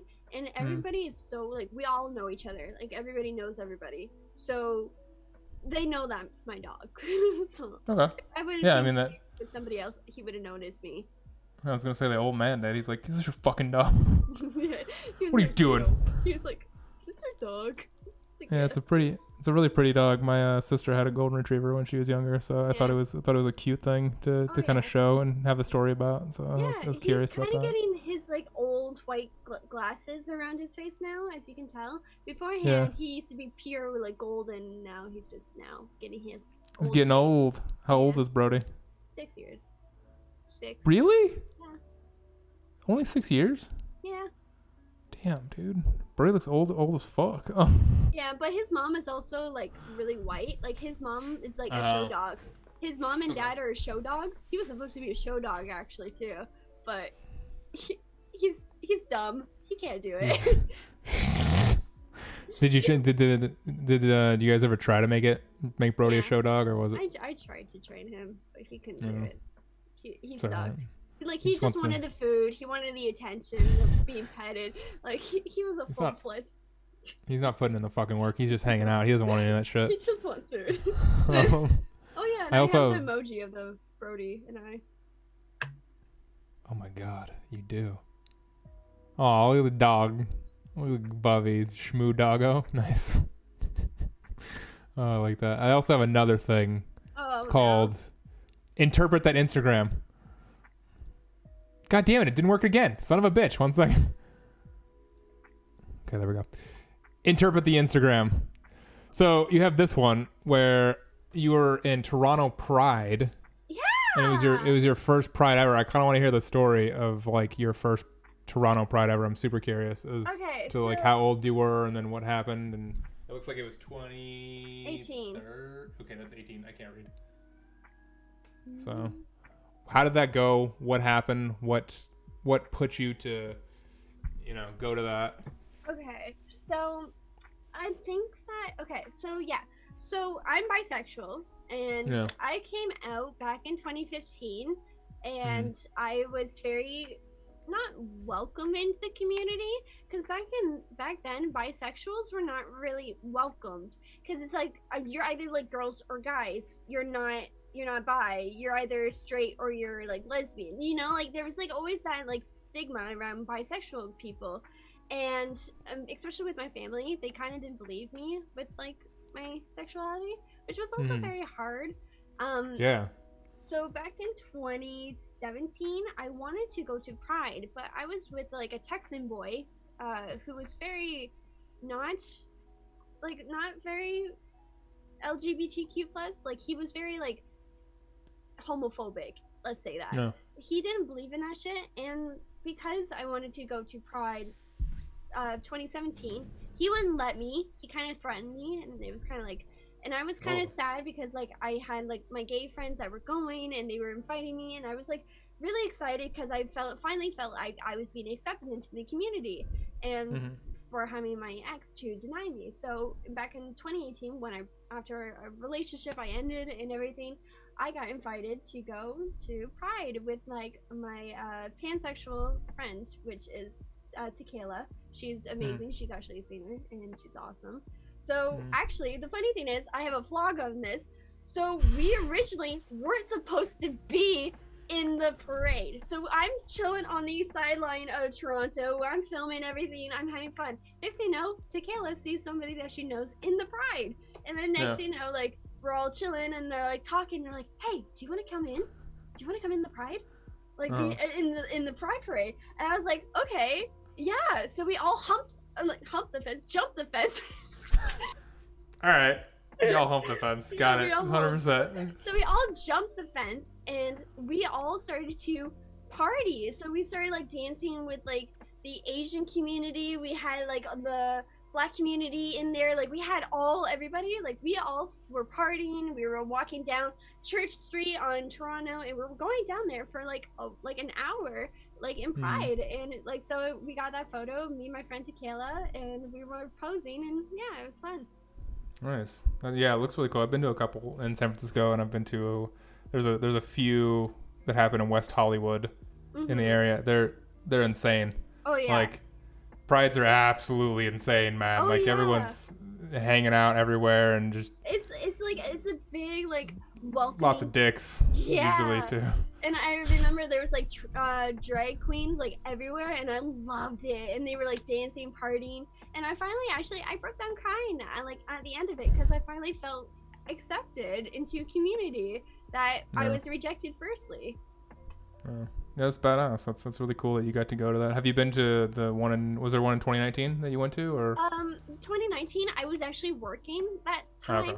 And plus at Tim Hortons a lot like I had a gay manager, so he would hire a lot of gay people, like gay boys and like a lot of like LGBT plus people. So a lot, of course, like during Pride Week, everybody that's like in the LGBTQ, they wanted to book it off so they can go to Pride. And I really wanted to go so I could like vlog it and everything, and I couldn't get it, so I had to work. So that was sure, and then 2020 happened. Obviously, 2020, no one could do anything ever. So, and 2021 probably as well. So, that's badass though. That's pretty cool though. I imagine you plan to go back as soon as they open up again. Yeah, hopefully. But yeah, it's like that's you scrolled really far down on that. Holy fuck.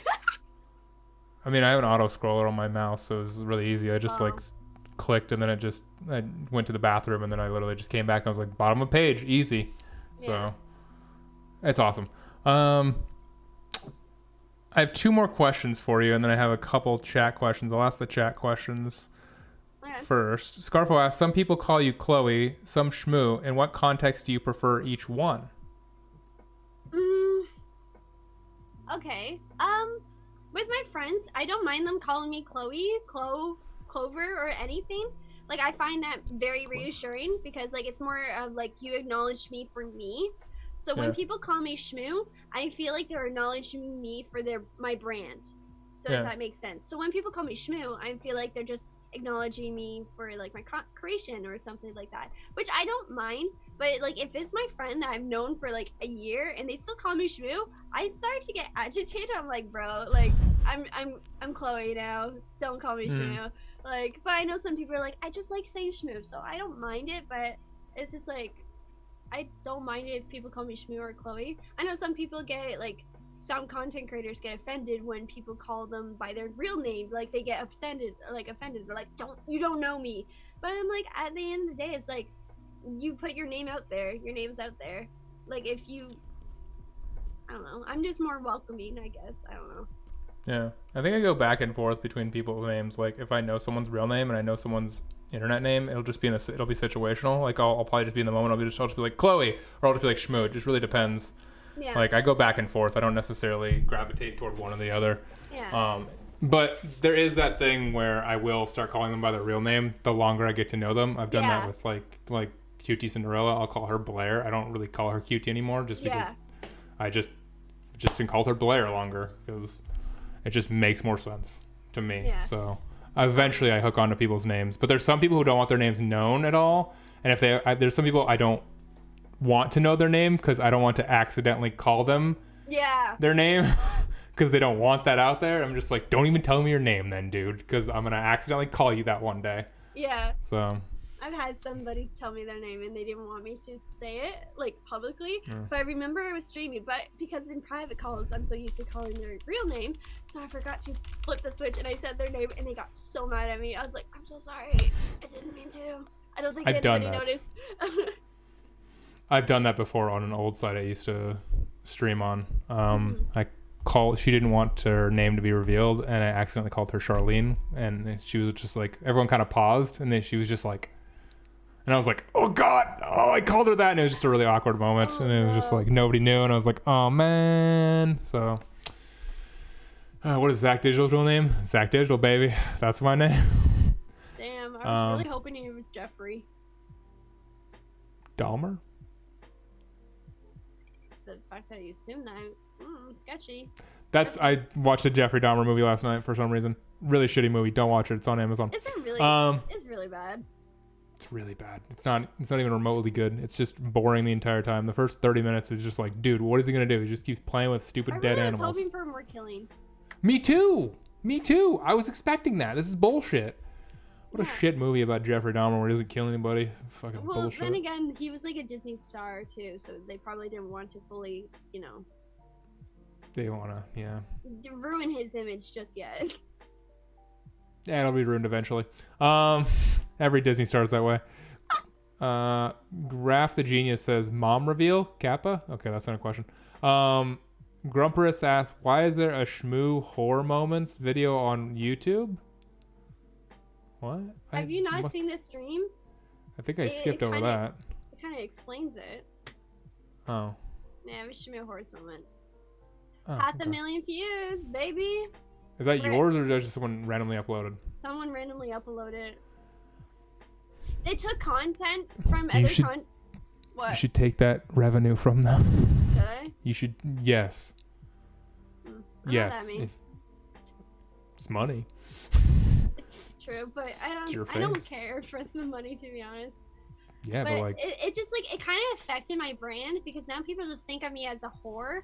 Like I'm not like I know I'm like PG, like 18 plus sometimes, but it's just like a lot of people now come from that video and be like, oh, she's a whore, like she's a slut, and then like it really ruined my image to the point where I told like the people I used to make content creation with like to like stop calling me like whore and all that shit or using me as like a sexual joke. Like I'm comfortable with making sexual jokes and I'm okay with sexualizing myself, but when other people sexualize myself, I don't like that.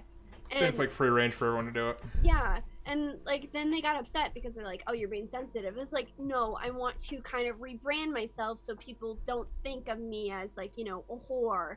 Because I'm more than just being a whore. I'm like, I love scary games. I'm blah blah blah. Like I'm a bunch of shit. Like I'm an artist. Like, nobody cares about that. They just want to be like, oh, let me see your horny moments. I'm like, no. That's like fucking 13-year-olds on YouTube basically.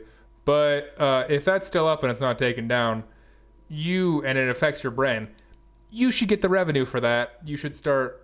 You should try to take that down, honestly, or try to collect the revenue from that. Because there's a video that I didn't, there's a clip in there that I didn't want on social media at all. In the moment, it was funny, but the person that uploaded the video didn't ask for consent from me to upload it, which really hurt me because it's like, it was a very like, it was me deep throating a banana. Like it was funny in the moment, but I don't want that on the internet because that now people can see that and be like, you know, peace out to me, and I don't want that.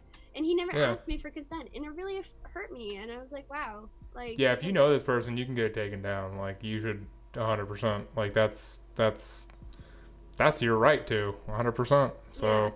Because it made me uncomfortable, and when I told people that, they're like, "Oh, it's just a video, Chloe. Like, it's not that big of a deal." I'm like, if you see some of the comments that people are saying, they're like, "Wow, women are not funny." Like, they're being very misogynistic, and like the comments are very like being rude, and I'm like, I'm done. Like, yeah, it's draining. You should definitely like. I would get that checked out and try to either get taken. Well, I guess Grumper. So actually, the one I found was a reaction vid to that vid. The OG video seems to be private. I guess someone did a reaction video to it. Yeah, you should definitely try to get that taken down. Well, not definitely try. You should get that taken down, or if they're not going to take it down, reap the revenue from it at the very least. Because if you're going to get that shit put up on you, at least take your rightful money of your image. So. True. I don't know. I like with people. I don't mind if people upload like stream clips of me or anything. I don't mind that because like if that's something that makes you happy, I'm okay with that. But like it was mostly for a joke. Like Shmoo horror moments was supposed to be a joke, But somebody actually made it a thing, and it really like took a toll.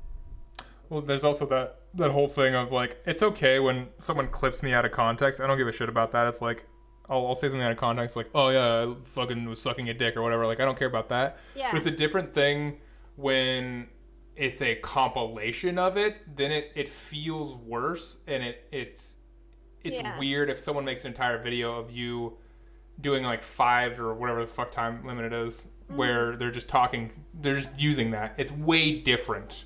Like, it feels way different. It's like, if you combine all my like weird moments together, you just think I'm a huge degenerate, which I am in some sort of way. But like, there's also moments like this that I'm just like, I like to be serious. So. Yeah, and a lot of people don't realize that because like I can be very compassionate towards my chat and everything. A lot of people don't realize that because I can be very not like humble towards my chat, and like I can give them advice, and I like talking deep conversation.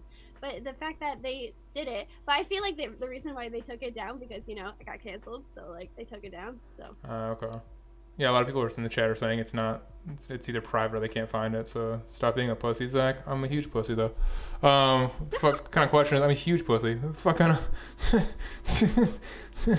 I only have one more question for you, and I appreciate all your time today. Where can chat find you online? Exclamation point gassed. No, I want to ask kind of like a serious question at the end.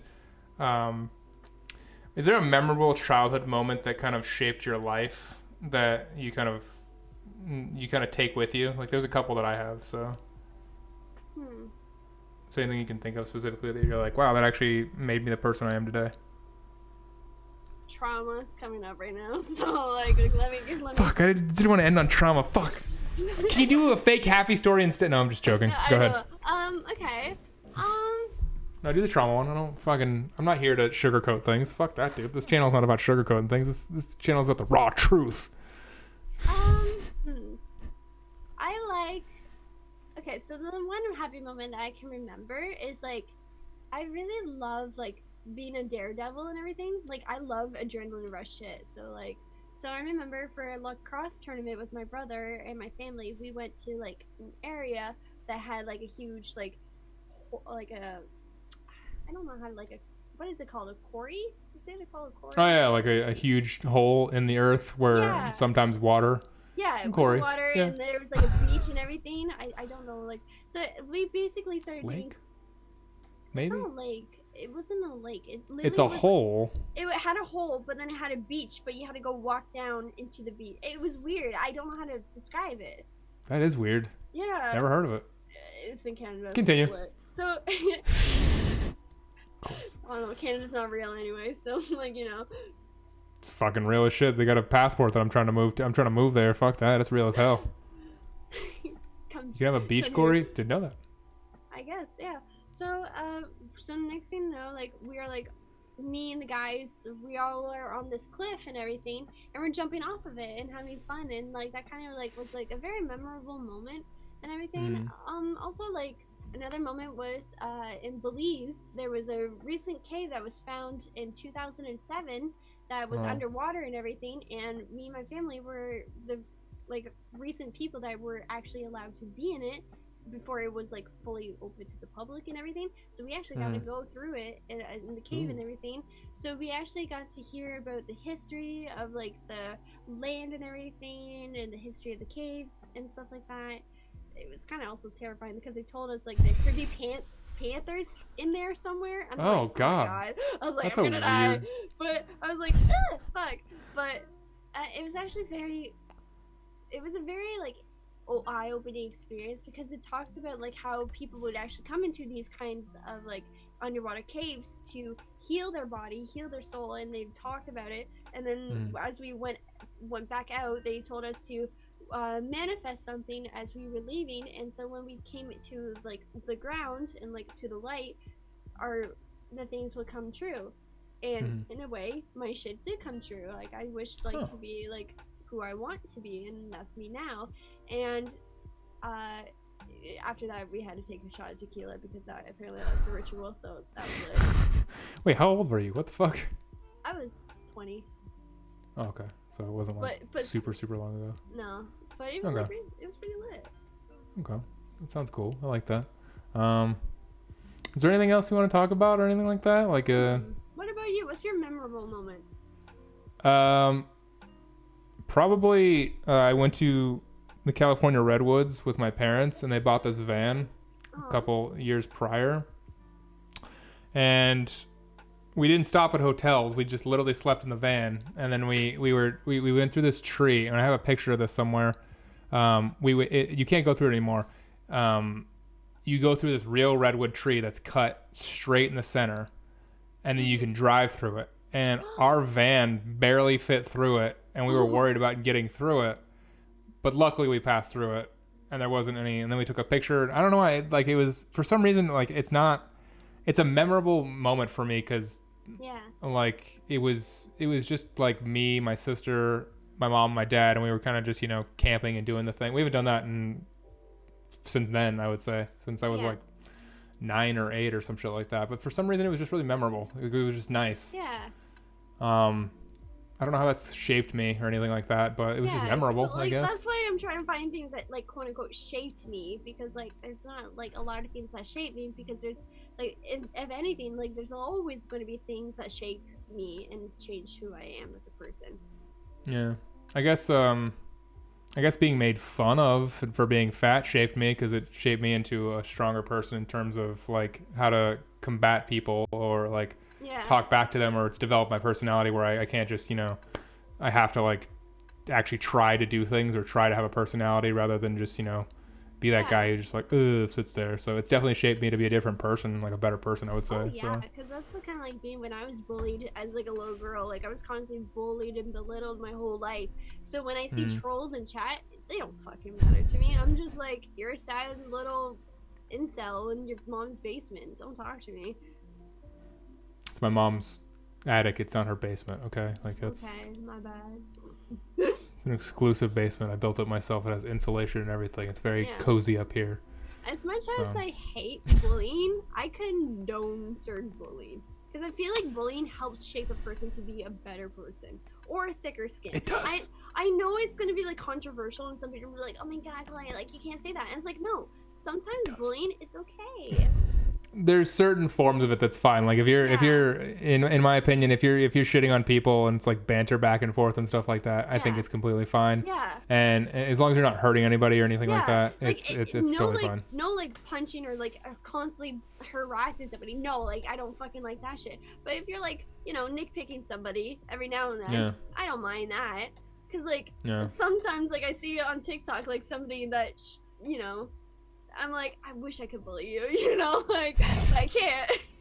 I think it makes people fire back better. Mm-hmm. Like someone has a better joke. Like I feel like there's so much, like like it's good that there's anti-bullying and stuff like that, because there's some physical bullies who don't need to do that type of shit. But there's some bullying that almost like needs to happen in some sort of way, just because it makes.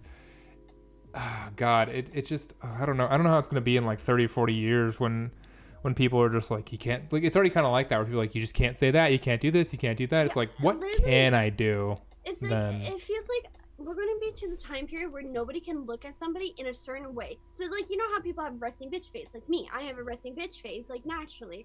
So it's like, if I'm just, like, thinking, and I look at you, like, and I'm thinking, somebody can now, like, I feel like at sometime in the future, if you glare at somebody or look at somebody in a wrongful manner, or quote unquote, somebody will get triggered, and then you're, like, all labeled as, like, a bunch of shit.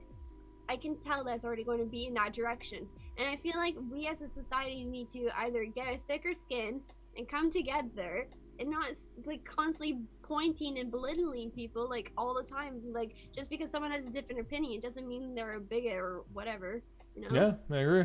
I agree with that fully. Just it doesn't mean that they you know. Also, people can change over time too. Like, people cancel people all the time. Like, fucking, oh, you did this 10 years ago. It's like that person was literally 14 when they did that. It's like they were probably a dumbass. Everyone's been 14 at once. Like, the person I was 3 years ago, it's not who I am today. Like, you know, like the things I did, like, a while ago, it's not, like, I feel like a lot of people focus on the past because the past apparently is who you are now. And it doesn't make sense. It's like, no. Because, like, look at Jenna Marbles as an example. She's gone through so much shit for 10 years of being on YouTube, right?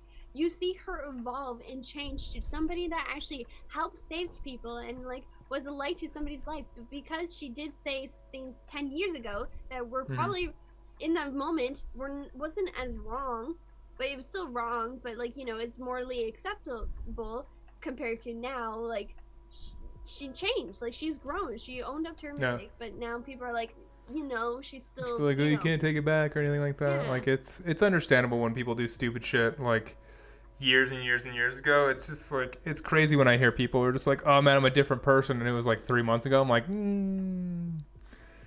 yeah, it's just it's an odd thing though. And then when people apologize, people don't take the apology. They're like, oh, you're only apologizing because you got caught. And you're like, well, what do you want me to do? Like, sometimes when people make apology videos, I think you should just leave it alone, because, like, if you make an apology video, you're just gonna share that apology video. It doesn't matter even how good or bad the apology video is. You should just, like, ignore it at that point, because people are gonna do whatever they want. Yeah.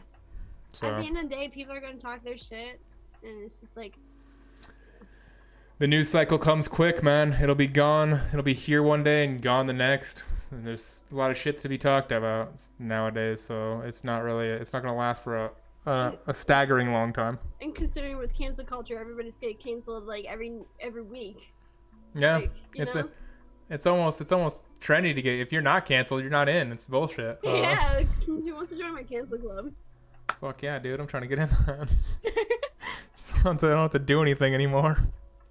Streaming's hard. Oh. I gotta think of so much shit. Anyway, though, I appreciate you coming on. It was a hell of a conversation. I haven't had one of those in a while. I enjoyed it. Wow, I hope you did too. I had fun too. I'm glad you enjoyed my company. I was kind of